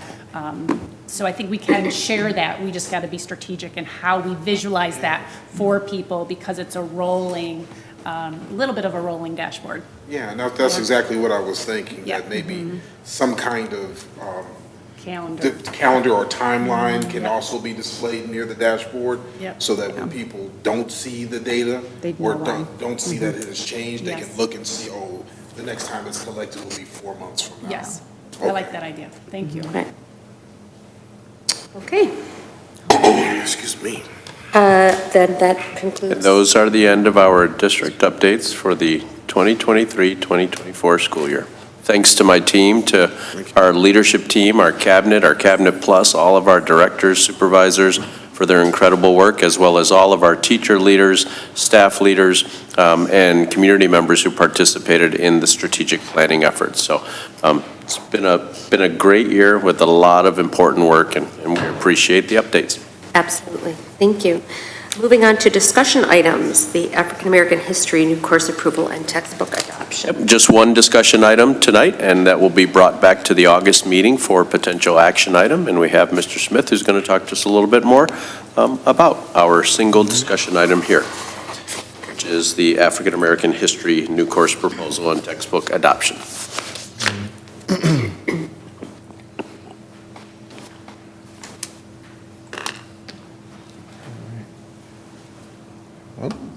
okay, well, good to have help. Hello again. I want to talk about this piece relative to the new course approval and textbook adoption. I want to preference the new course approval because there was something that we had identified when you all had made your, I think there was a presentation in the winter where we had a number of courses that you guys all approved. One of the courses going forward was African American history. And so a deeper dive into that is we uncovered that the African American history, while offered in Farmington Public Schools, was actually of the dual enrollment program. So it read as it would read on any course offering that we have. However, it coded for the community college here. And so we're working to bring that, and we're hoping to bring that work into the district as our African American history course. I just wanted to provide that level of clarification around the course itself. We have offered it again, but to bring it into our high schools, our secondary program when it's been offered, but then at the community college. And so the purpose here was that, to clarify that, but then also to talk about the resource, the proposal for the resources, which is the McGraw-Hill text for African American history. So a quick snapshot of the course in itself is this course is designed to build student awareness and understanding of topics and issues that's going to lift up Black agency, resistance, perseverance, celebrate achievements, identities, culture, and so on and so forth. It's going to talk about the richness and bring together the contributions and understanding that African Americans all over this world have had on Black history here in the United States. And so we're excited about that opportunity, and I want to speak just a bit more about the actual text that we are proposing tonight. For starters, the McGraw-Hill series is very much implemented in our district already. We have it for our United States government and civics, our U.S. history, as well as our world history. Those are all along the context of McGraw-Hill. So the African American studies would be no different relative to that publisher. Some of the series that the text provides, and I won't read through all of them, but understanding, one, that it's aligned to standards. That is a critical piece. That kind of helps to keep us grounded and solidified in what we're doing and asking of students. When I say doing, building, instruction, and so on and so forth, being a little bit more clear there. We talk about the multiple historical perspectives. Having that historical perspective or the multiple perspectives in a room is truly the growth and edification of a program that brings in voice. It brings in so much that our students and our staff within the instruction can bring. A broad and compelling question. A lot of the work in which we do is around question. And then going into the continuity with some of the digital access, that we have from year to year and course to course. One of the things that really stood out to me about this particular book, that it is a recommended course. It is a recommended book for the AP African American history classes that many districts have adopted. This is the book in which they are using for that. Talk about some of the highlights here. We'll talk about the wraparound resources, the differentiation and scaffolding. That's critical for meeting our learners where they're at and being able to pull them into higher orders of thinking and so on and so forth. We talk about the projects-based learning that here is built into this work, the culturally responsive connection. Often some may hear, and I'm not generalizing this statement, but some may hear culturally responsive as focusing on the Black or brown children. But in this particular case, we're saying culturally responsive because it includes all cultures within the contributions and the movement in the context of African American history. Different points of interactions, whether it be videos, digital assessments, and so on and so forth. So these are just some of the pieces that align with the course and some of the that we feel it will be a great addition to the learning and the lessons in which our teachers build for our students. All right. So that was actually very, very quick. I know that there may be some questions around this text in itself, which I'm available to take now. Or maybe not. Ms. Heinrich? Yeah, I have some questions. You caught me at dual enrollment. Yeah. Because, so right now, students, because one of the questions I asked was why just North Farmington and not Farmington High School? Yeah. And you said that Yeah. they didn't have the enrollment Sure. at Farmington High School, but are those students at Farmington High School able to take it through dual enrollment Yeah. at OCC? So let me provide a bit more clarification. So the piece around the dual enrollment was just about how we offered the course to any student within any comprehensive high school. That does not include the classes that we've offered here for next winter. And so the classes that were mentioned at North Farmington, there's one class of the African American literacy. There's one class of African American history running. That is to speak that when students were able to select classes, there were enough students that signed up for these potential classes come next year. Right. So in Farmington, at Farmington High School, we're still working through that process of providing kids with that opportunity. Now, they were given the opportunity, but we didn't have enough kids to sign up to actually run the course. I'm not fretting. I'm not concerned about that. The big celebration here is that we're adding it, or hopefully adding it to the landscape of our course offerings, representation within our course offerings. I know that we will continue to work as a team, as an instructional team with our administrators and our staff members to build out this course. It's all in this building phase still. So just because there is not a class running at Farmington, that does not mean that the fall of 2025, there won't be two running in that respect. All right, but I'm just trying to move past this dual enrollment thing. So right now, our students cannot take it at OCC as part of a dual enrollment? No, that was that okay. wasn't a historical context where students used to take this class at OCC.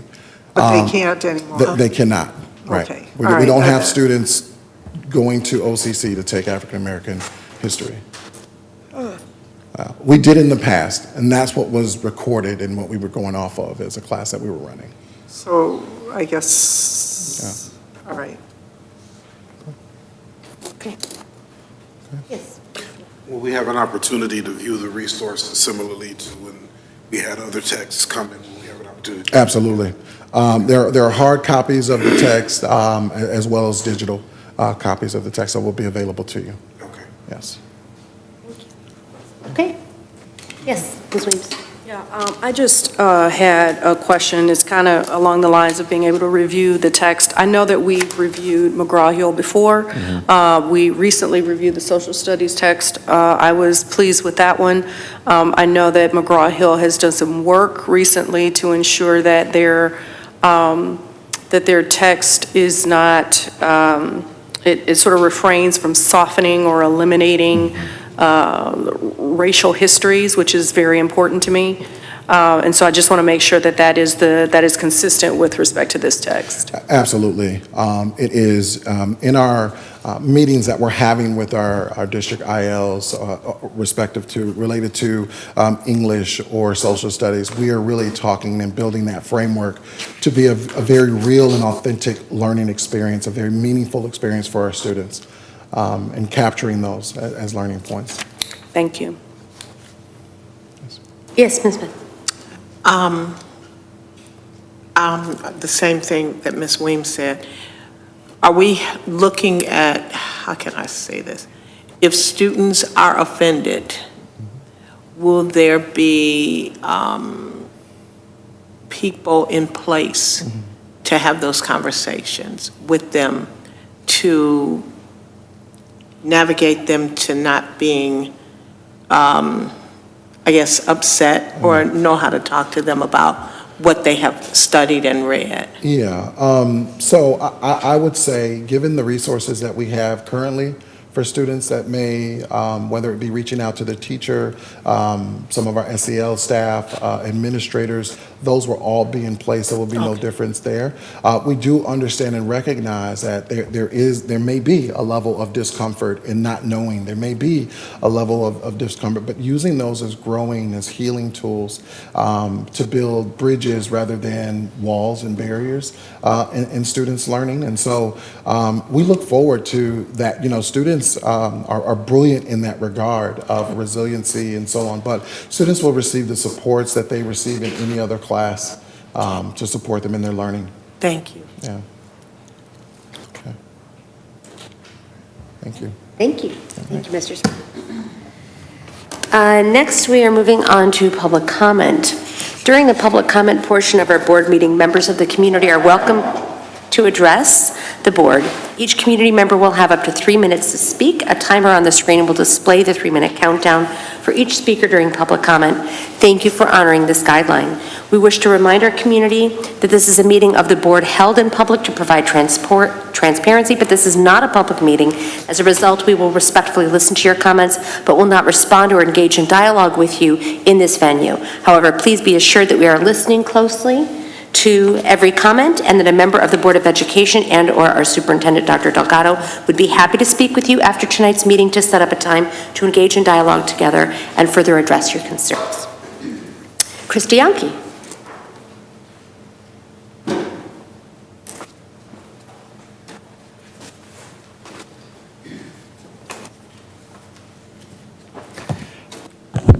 Thank you. Before I get to my announcement, I just wanted to go back 3 hours ago and congratulate Mr. Paddock on his award. He stood here 2 weeks ago and talked about how we don't always agree, and that's okay, because we agree in finding just the finest people to work here and make this a great place to work so that we can serve our students better. So congratulations, Brad. I had the opportunity to meet Ms. Morozic in the parking lot, and I wish her the best of luck at Farmington STEAM Academy, and I hope that we see a unanimous vote later tonight. There are 2 other administrators that you'll be voting on tonight, Monica Nemec and Becca Kunzelman.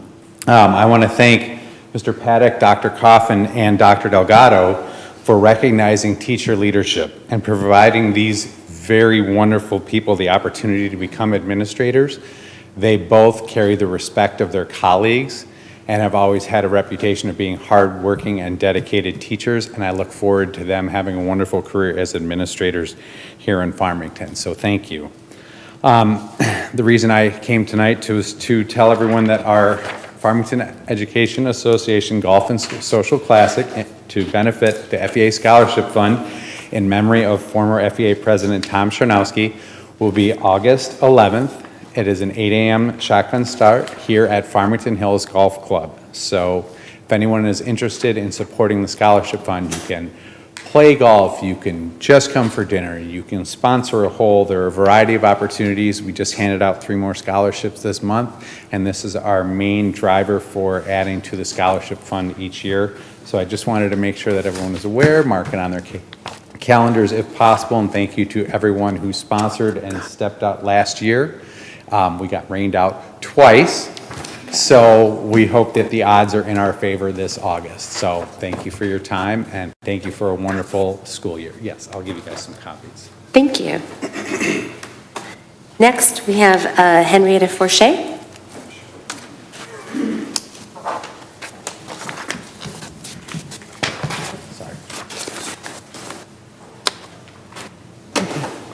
This is spoken from Tabia Lee. I was a DEI director. I am fervently committed to advancing diversity, equity, opportunity, not equity and inclusion, resulting in a policy that can promote true integration and respect of individuals in American institutions and society. True diversity comes through the practice of non-discrimination, outreach, and compliance with existing civil rights law and the Equal Protection Clause of the 14th Amendment. Honoring the First Amendment freedoms of speech and religion can and should result in diversity of thought and goodwill among diverse groups of people. Institutions can and should abide by the First Amendment. Institutional leaders should encourage and promote the simple but enduring tenets of the Golden Rule. Treat others how you would like them to treat you. This approach truly works. I speak as a person who started life in poverty, dropped out of middle school, married at age 16, and had 3 children before I turned 21, and yet I found success. The 1964 Civil Rights Act prohibited discrimination on account of race, color, and national origin, sex, and religion. Its passage opened doors for people like me. It created a merit-based system where non-discrimination in hiring and college admissions became a reality. I had the good fortune to benefit from the possibility for the recruitment of talented minorities. I believe this should still be true. We should continue to recruit talented individuals from diverse groups that include poor whites and Asians. We can have integrated workspaces and campuses if we become creative in how we define diversity and how we go about pursuing it, not merely based on the obviousness of race or ethnicity, but on concepts like character and vision. I believe we can accomplish this approach to diversity goals within the confines of current state and federal laws. Treating everyone equally under the law should be a given.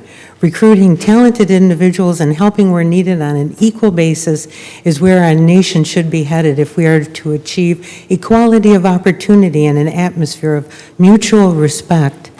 I strongly believe that this alternative approach to diversifying institutions can be a counter to America's divisive DEI programs. It should work because of what we know about human nature, and I dare say what I have personally witnessed during my lifetime. I've had the good fortune of having experienced America from the vantage point of all different social classes and belief systems. I would like our young people to know what I've come to realize, that in this country, where you start your life does not determine where you end up. As I've shared in the PragerU video, what I can teach you about racism, you can start out with every advantage and waste them all, or you can start out with nothing and become a success. It all depends on you. Your attitude is far more important than your race, gender, or social class in determining what you will accomplish in life. Thank you. T.R. Carr?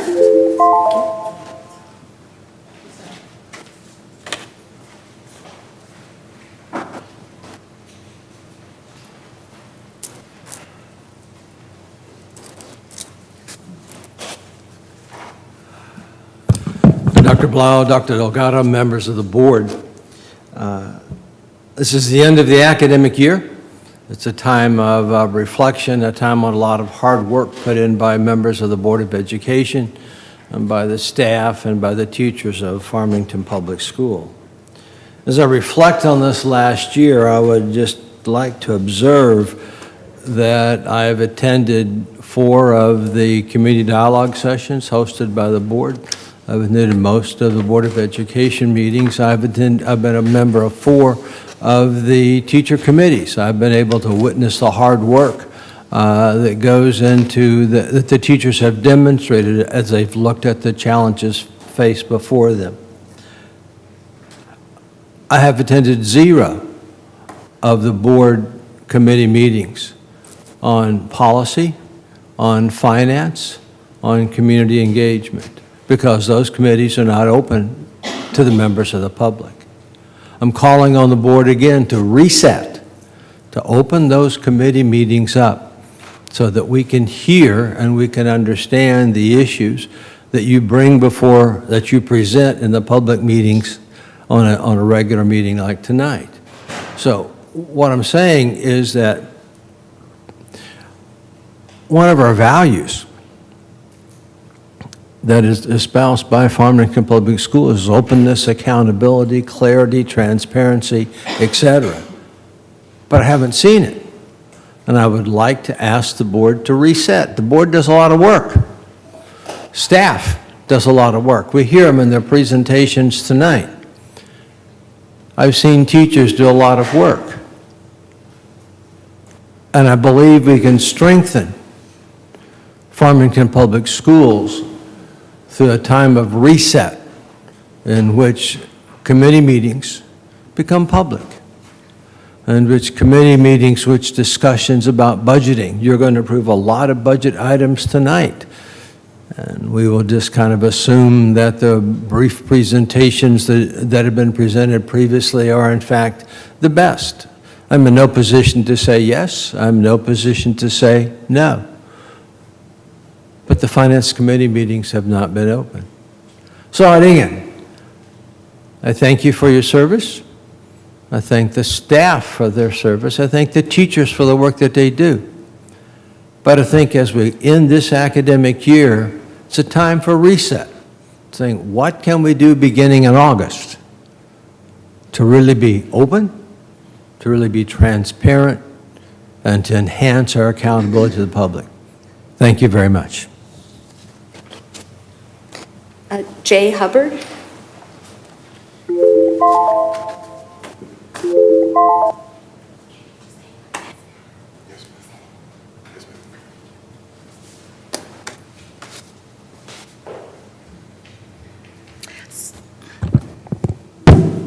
Okay, hello. So due to the misconduct and egregious behaviors of both principals at Power Middle School, my child is suffering in silence, as many of you know. The hostile environment they've created has caused him severe anxiety, leading to a nervous condition where he bites the skin off his fingers. His doctor compares his trauma to that of a soldier returning from war. I'm sure Dr. Martin Luther King Jr. cries from the grave because till this day, we are still here fighting for fairness and equality. And not to take away from all that has been presented tonight, but an audit to the schools by the board and the superintendents is much needed because it appears the board only knows what's reported to them. How much do you really connect with the community or pop up and visit the schools to have real conversations with the people that are in the trenches? It's a lot of gaslighting and tap dancing in the schools, so pop up and see them in their element. Thank you, Dr. Coffin and Dr. Delgado, for meeting with me yesterday. Dr. Delgado, you said that changes will come, and I really hope you stand on business with that and it wasn't just singing in my ears. Dr. Coffin was empathetic, and a parent of 3 boys assured me of her readiness to engage in difficult conversations and enforce discipline. The principal told me and my son when I met with them, because Dr. Delgado asked me to, if she were me, she would just remove her kid from the school and the district. Those words haunt like dreams and nightmares. So to the board and both superintendents, what would you do if your children or your grandchildren had to walk in my students' shoes? If your children or grandchildren were made to feel hopeless, like a penny with a hole in it, what would you do and what would you say? On a warm note, kudos to the restorative facilitator who gave my student a life jacket when he was tossed to the side and treated worse than a dog in the street. She was there for him. She helped him to cope in healthy ways, social and emotional. And she and the counselor from Power, they're the reasons that he's not an 8th grade statistic, being a black boy, that he's not an 8th grade dropout. So now our family, now we're focused on healing, and hopefully we can move forward and have a better time going into high school. And I really do hope, Dr. Delgado and Dr. Coffin, that you step up and you stand on business, and I can see the change that you promised me in the meetings that I just was over and I did not want to have because of the lies that were told to me. I went ahead and I met with you, and I just thank you for giving me the chance to hear me out. Thank you. You're welcome. Laura Banyai.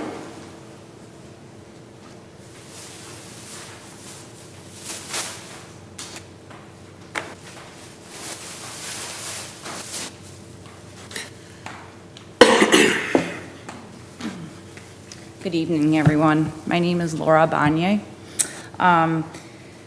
The president started off in her introduction that we as a district must listen in order to learn, and that is my sole purpose here today. My son, Wyatt Banyai, was a freshman at North until December 6th of 2023. my son became a disciplinary transfer student for sending a gruesome video to another student. This video shook the community, as it should have. This is when Wyatt's and my nightmare began academically. I want to be crystal clear that by my attendance at this board meeting, what has been done, and my son has suffered enough.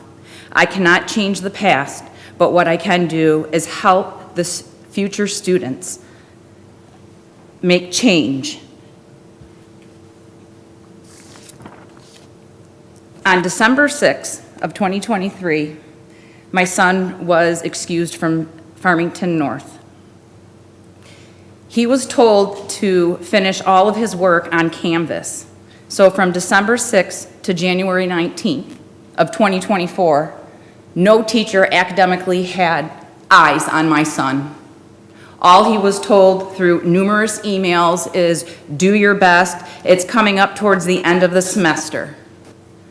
I'm sure everyone has family here. How would you feel if someone told your loved one this? I grew up in poverty. My father told me I would amount to be nothing. I had a mother to raise me. I want to let you know the reason why I completed grad school and became the person I am today, it's not because of my parents. It's because of the teachers that made a difference in my life. My son does not have this opportunity.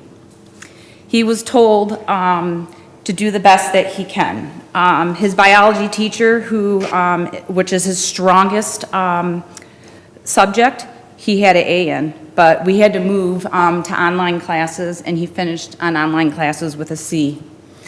Another thing is he also asked for his math teacher to meet with him before finals, and I took the day off. I showed up to school, and the teacher never showed up. We were told she was not there by a secretary at North, and we watched her walk down the hall. Next, there's just so many things I can say. Another thing, we transitioned on to online learning, okay? I get a call from, an email from Wyatt's social worker from online saying that Wyatt must report to Farmington High School for mandatory PSAT testing. If not, he will not be able to take his test. Well, I'm sorry, that's time. We can talk with you after that. Next, we have Thank you. Kelly Heyer.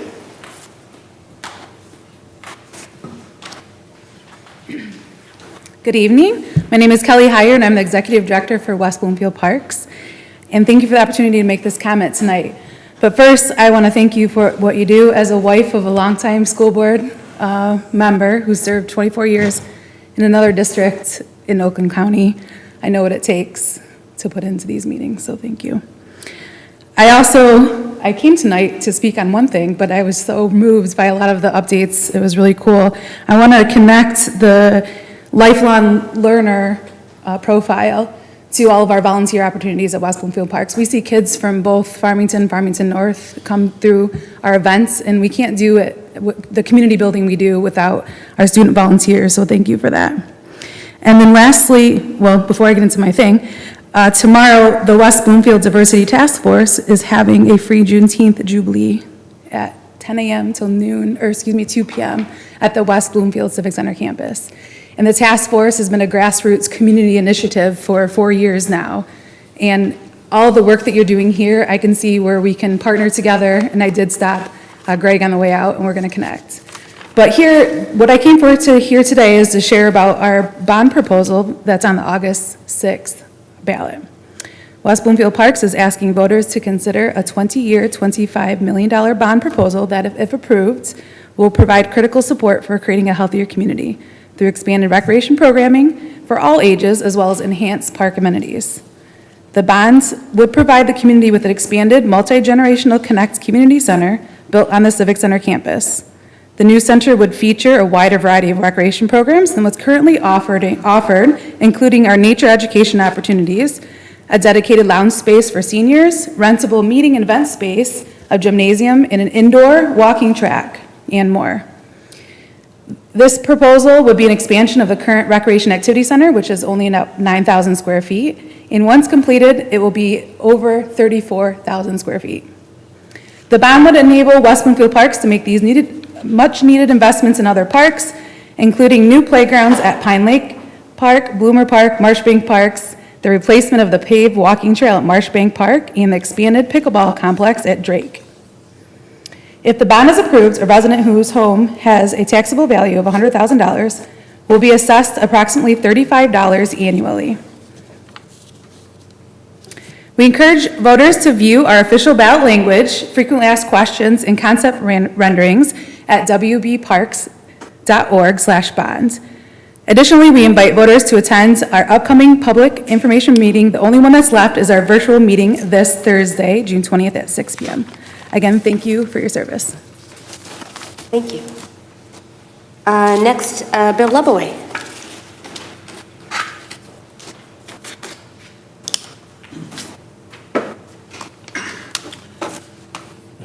Good evening. I was very pleased to hear the strategic planning presentation. Thank you.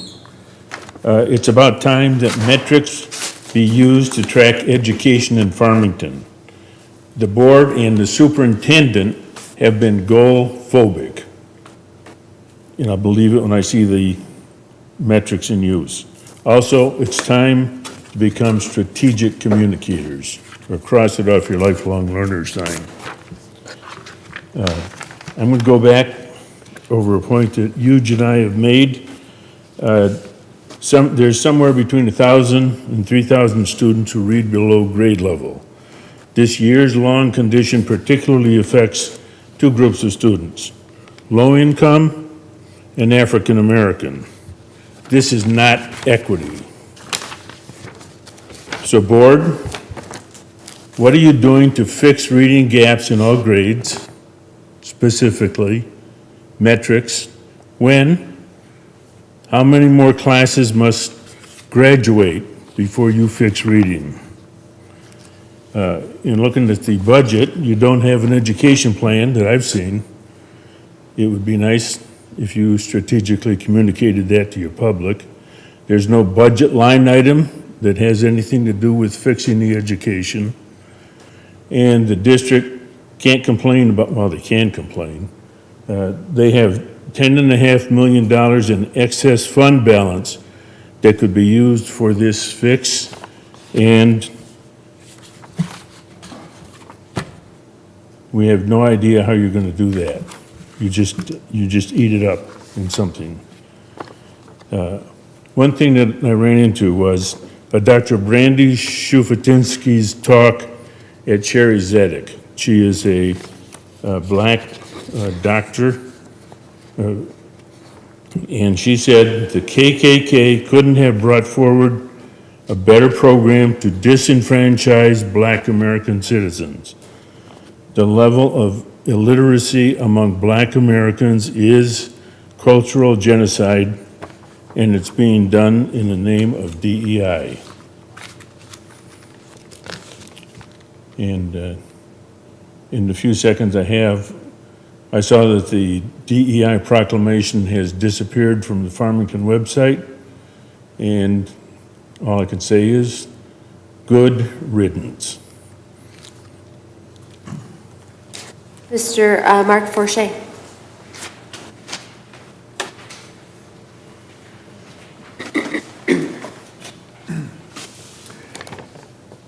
At these meetings, there are a lot of subjects brought up, but one subject that is never brought up is taxpayers. A lot of groups are mentioned. One group that is never mentioned is taxpayers.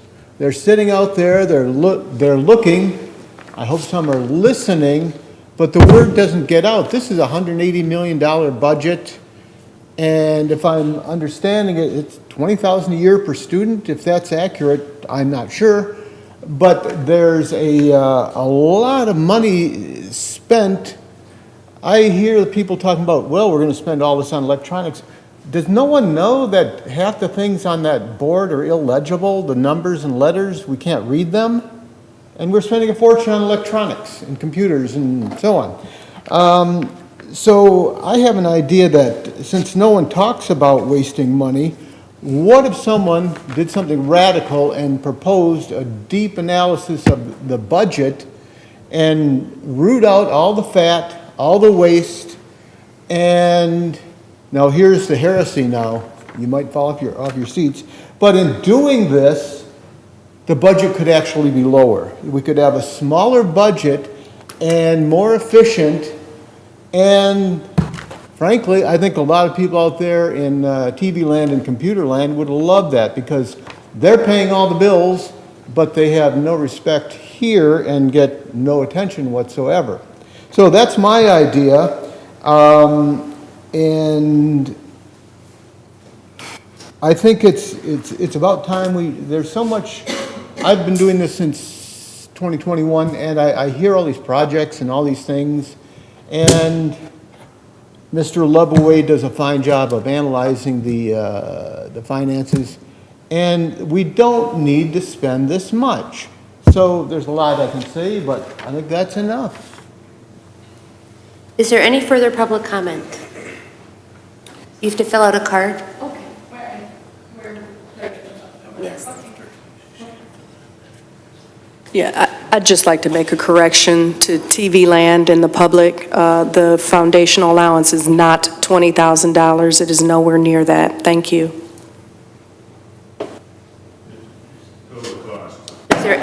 Is there any other than this, any further public comment?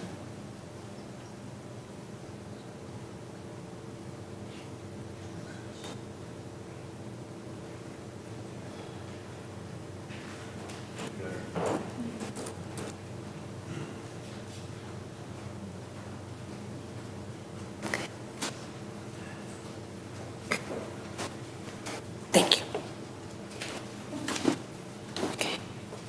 Janine Colgan? Johnine Colganty. Hello, and I also thank you all for your service. I wasn't planning to speak tonight, but I do, my children go to the STEAM Academy. So of course the information about the principal and vice principal was very important to me. And I'm not familiar with the upcoming principal, with her background qualifications, but I say I wholeheartedly support Rebecca Kunzelman. I think she'll be a great vice principal. And then the second thing I want to mention is that my children are middle school, 7th grader, so 8th grader, 8th grader and 5th grader. And my upcoming 5th grader, she was in the advanced math, which of course was eliminated. So as a 3rd grader, she took math, the 4th grade math. And then in 4th grade, she had to repeat the 4th grade math. She came home crying that she wasn't learning anything in class. And she was saying, oh, and my teacher's looking at her phone, asking us, should she buy these shoes? The teacher's retiring. But, we loved Dr. Sanders, who retired. And I have high hopes now, hopefully, that things will turn around with a new principal and vice principal. But I really want to implore you to think, yes, of course, everyone needs to be at a good, appropriate reading level, math level, but let's not forget about those kids who, it feels like they're being penalized. She was on the advanced track, she was so happy to be there for the math, and then it was cut away. I said she would cry. In fact, she at the end of the last few days of class, oh, what did you learn this year? What did she was a 4th grader, right? She was filling out, what did you like most? What was the thing you learned this year? She said nothing. She, which I'm sure is not entirely true, but she feels like she, and she's a kid who she does extra homework on her own because she loves to learn. So I really want you all to please think about supporting those kids too. So, thank you. Thank you. Any other public comment? Seeing no further public comment is now closed. Okay, moving on to our action items. Pardon me? Ms. Weems. I'd like to pick up the waste pickup services bid. This item was presented in detail and discussed at the June 4th meeting. I move that the Board of Education approve the bid to award waste-only services as outlined in the May 31st, 2024 memo from John Barth to Waste Management in the amount of $36,774.42, funds to come from the general fund. Support. Motion to accept the recommendation for approval of the waste pickup services bid by Ms. Weems, supported by Ms. Smith. Any discussion? All right. Then let's go ahead to a roll call vote, please. Ms. Smith? Yes. Ms. Fox? Yes. Ms. Weems? Yes. Ms. Heinrich? Yes. Mr. Walker? Yes. I myself am a yes. Dr. Blau? Yes. Motion passes. Yes, Mr. Walker. I move that the Board of Education approve the bid award for the central office building conversion as outlined in the June 4th, 2024 letters from Plant Moran, Real Point, and McCarthy and Smith in the amount of $311,850, including construction contingency, funds to come from the Capital Projects Building and Site 2020 Fund. Support. Motion for bid pack 13 made by Mr. Walker, supported by Ms. Smith. Any discussion? Seeing none, roll call vote. Ms. Smith? Yes. Ms. Fox? Yes. Ms. Weems? Yes. Ms. Heinrich? Yes. Mr. Walker? Yes. I myself am yes. Dr. Blau? Yes. Motion carries. Yes, Ms. Heinrich. Proposed budget. This item was presented in detail at the June 4th, 2024 Board of Education regular meeting. I move that the Board of Education approve the 2024-2025 General Appropriations Resolution as presented and waive the reading of the resolution. Support. Motion to approve the proposed budget by Ms. Heinrich, supported by Mr. Rich. Any discussion? Seeing none, roll call vote. Ms. Smith? Yes. Ms. Fox? Yes. Ms. Weems? Yes. Ms. Heinrich? Yes. Mr. Walker? Yes. I myself am a yes. Dr. Blau? Yes. Motion carries. Yes, Ms. Weems. I move that the Board of Education approve Form L4029 tax rate request for all properties, which results in 8.4029 mils on homesteads and industrial personal property, 21.2 mils on non-homesteads, and 14.4029 mils on commercial personal property. Support. Motion by Ms. Weems to approve the 24-25 tax levy, supported by Mr. Rich. Any discussion? Seeing none, roll call vote, please. Ms. Smith? Yes. Ms. Fox? Yes. Ms. Weems? Yes. Heinrich? Yes. Mr. Walker? Yes. I myself am a yes. Dr. Blau? Yes. Motion carries. Mr. Walker.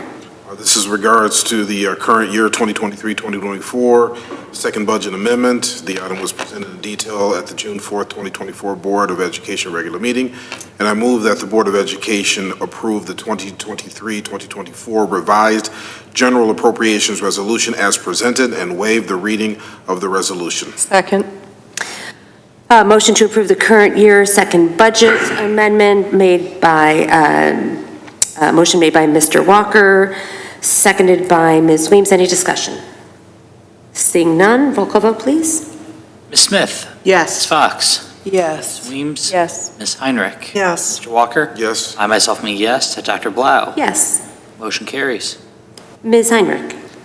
Operating millage renewal. This item was presented in detail at the June 4th, 2024 Board of Education regular meeting.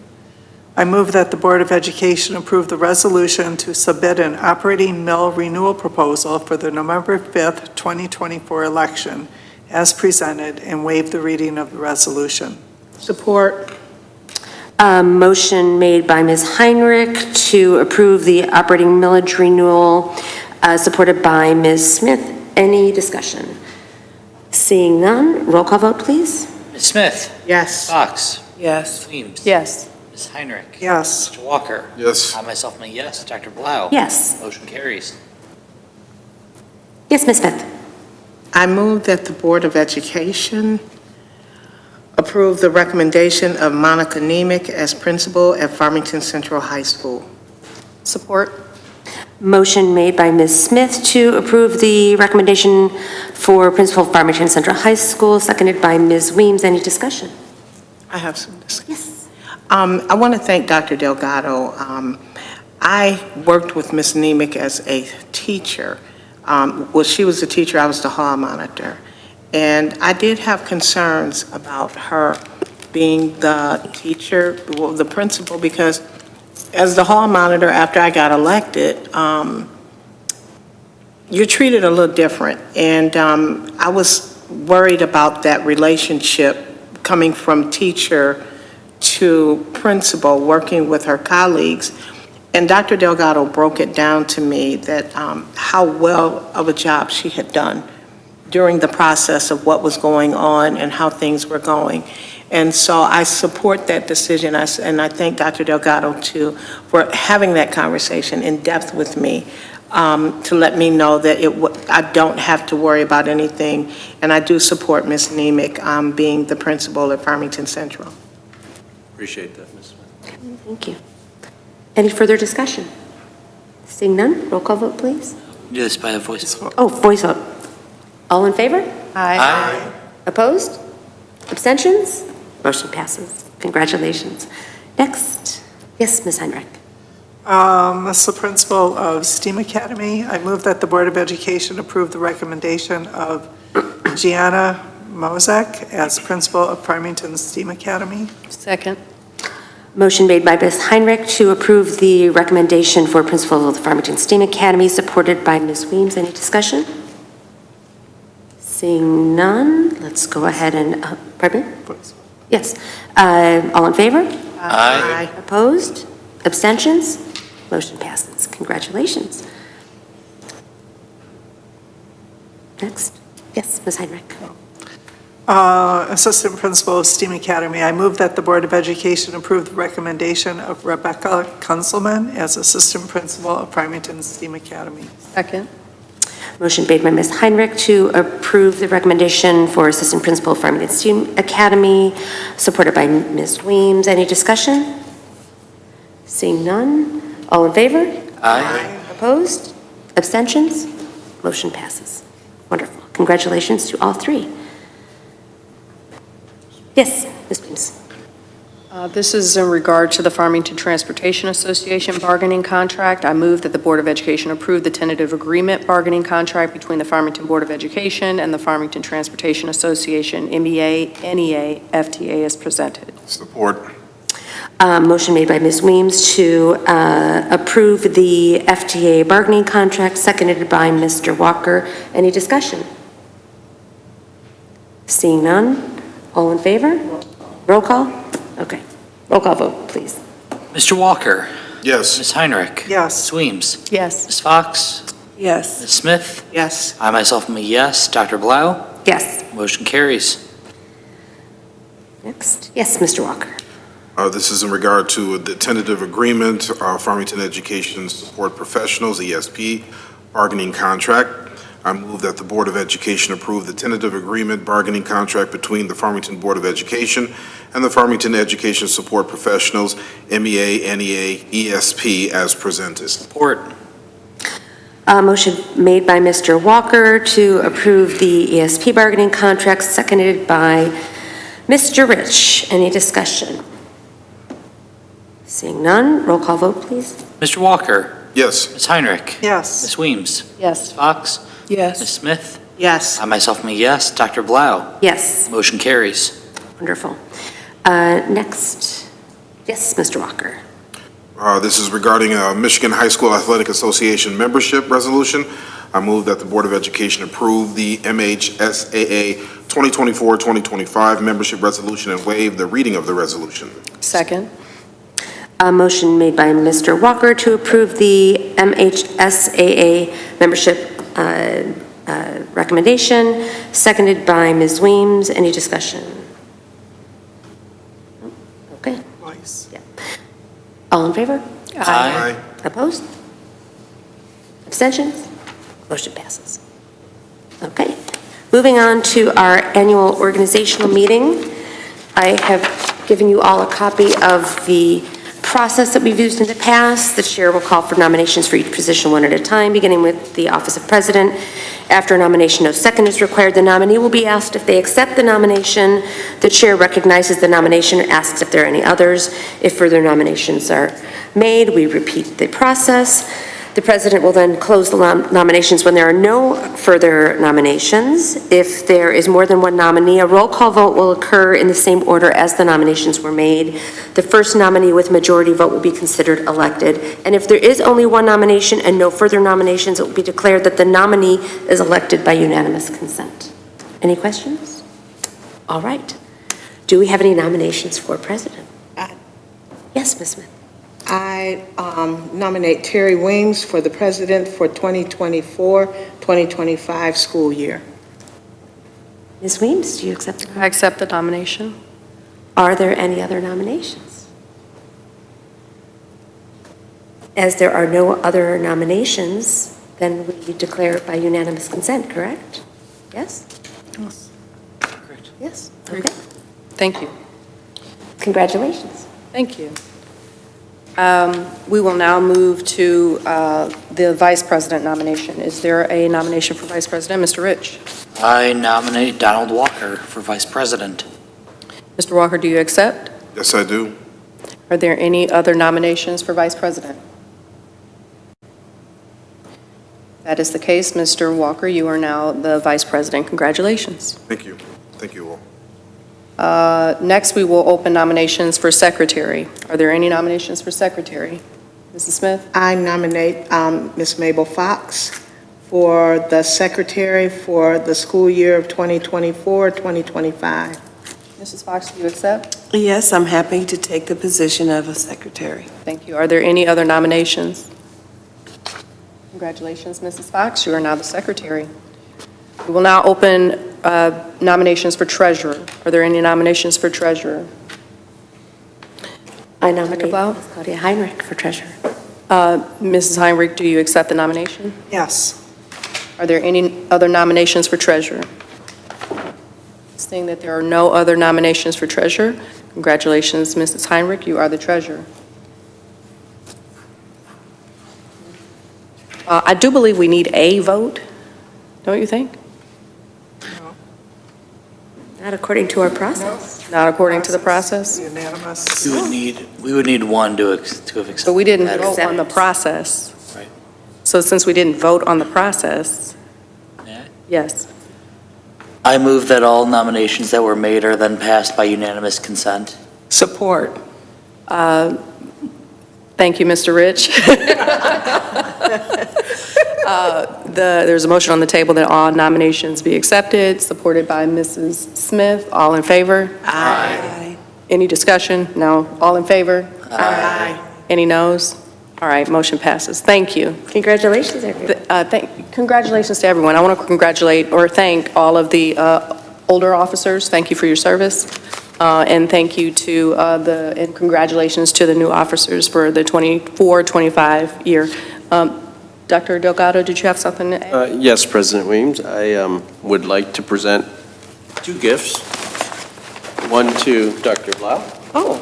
And one to Ms. Weems. Thank you. You want to pull them out and you can show them together. These are just a token of our appreciation to your service as presidents of our wonderful Board of Education. Ms. Weems, we know, had a couple of years of president and now is resuming that presidency. Thank you. And then Dr. Blau, thank you for the last couple of years of your service.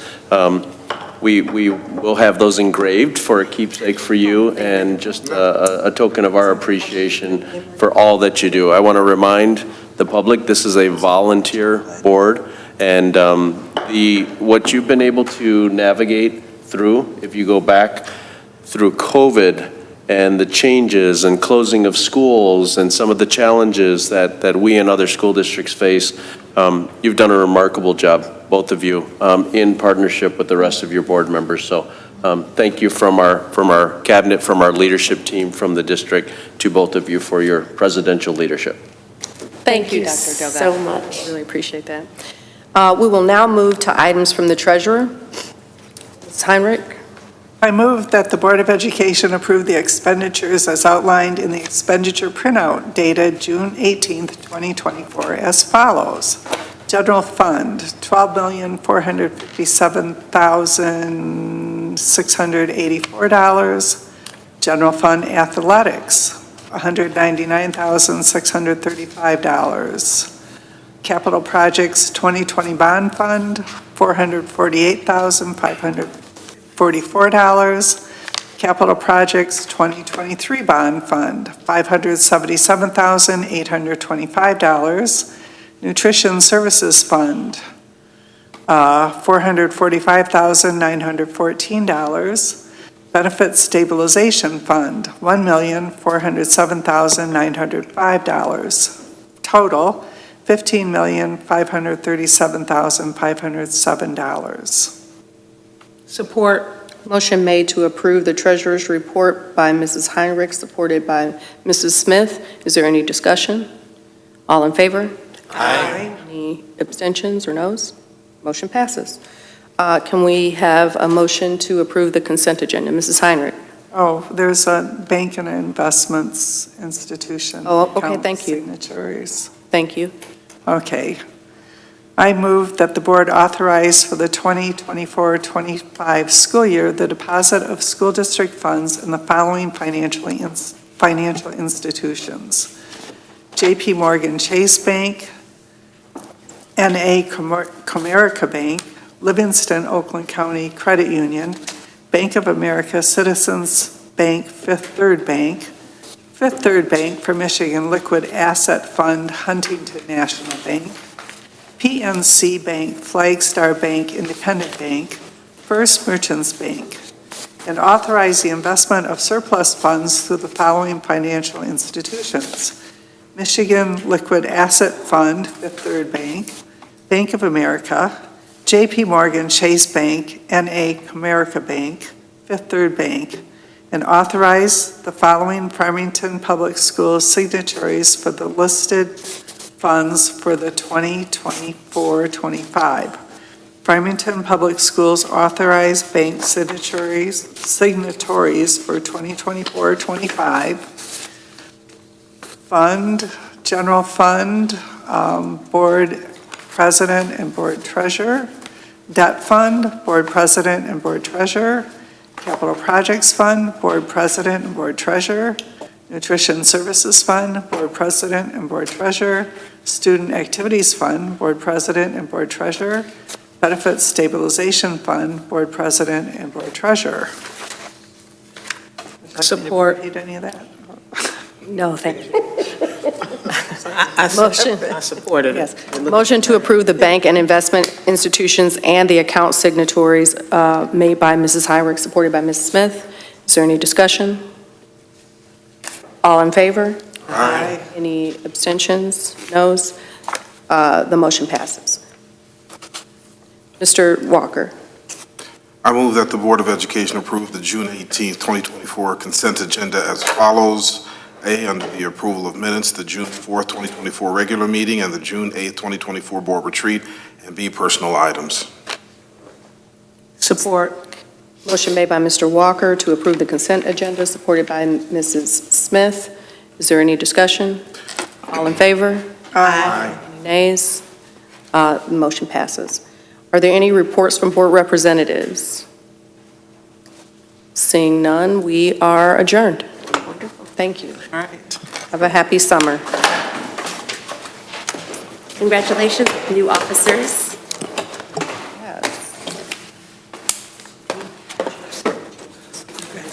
Thank you.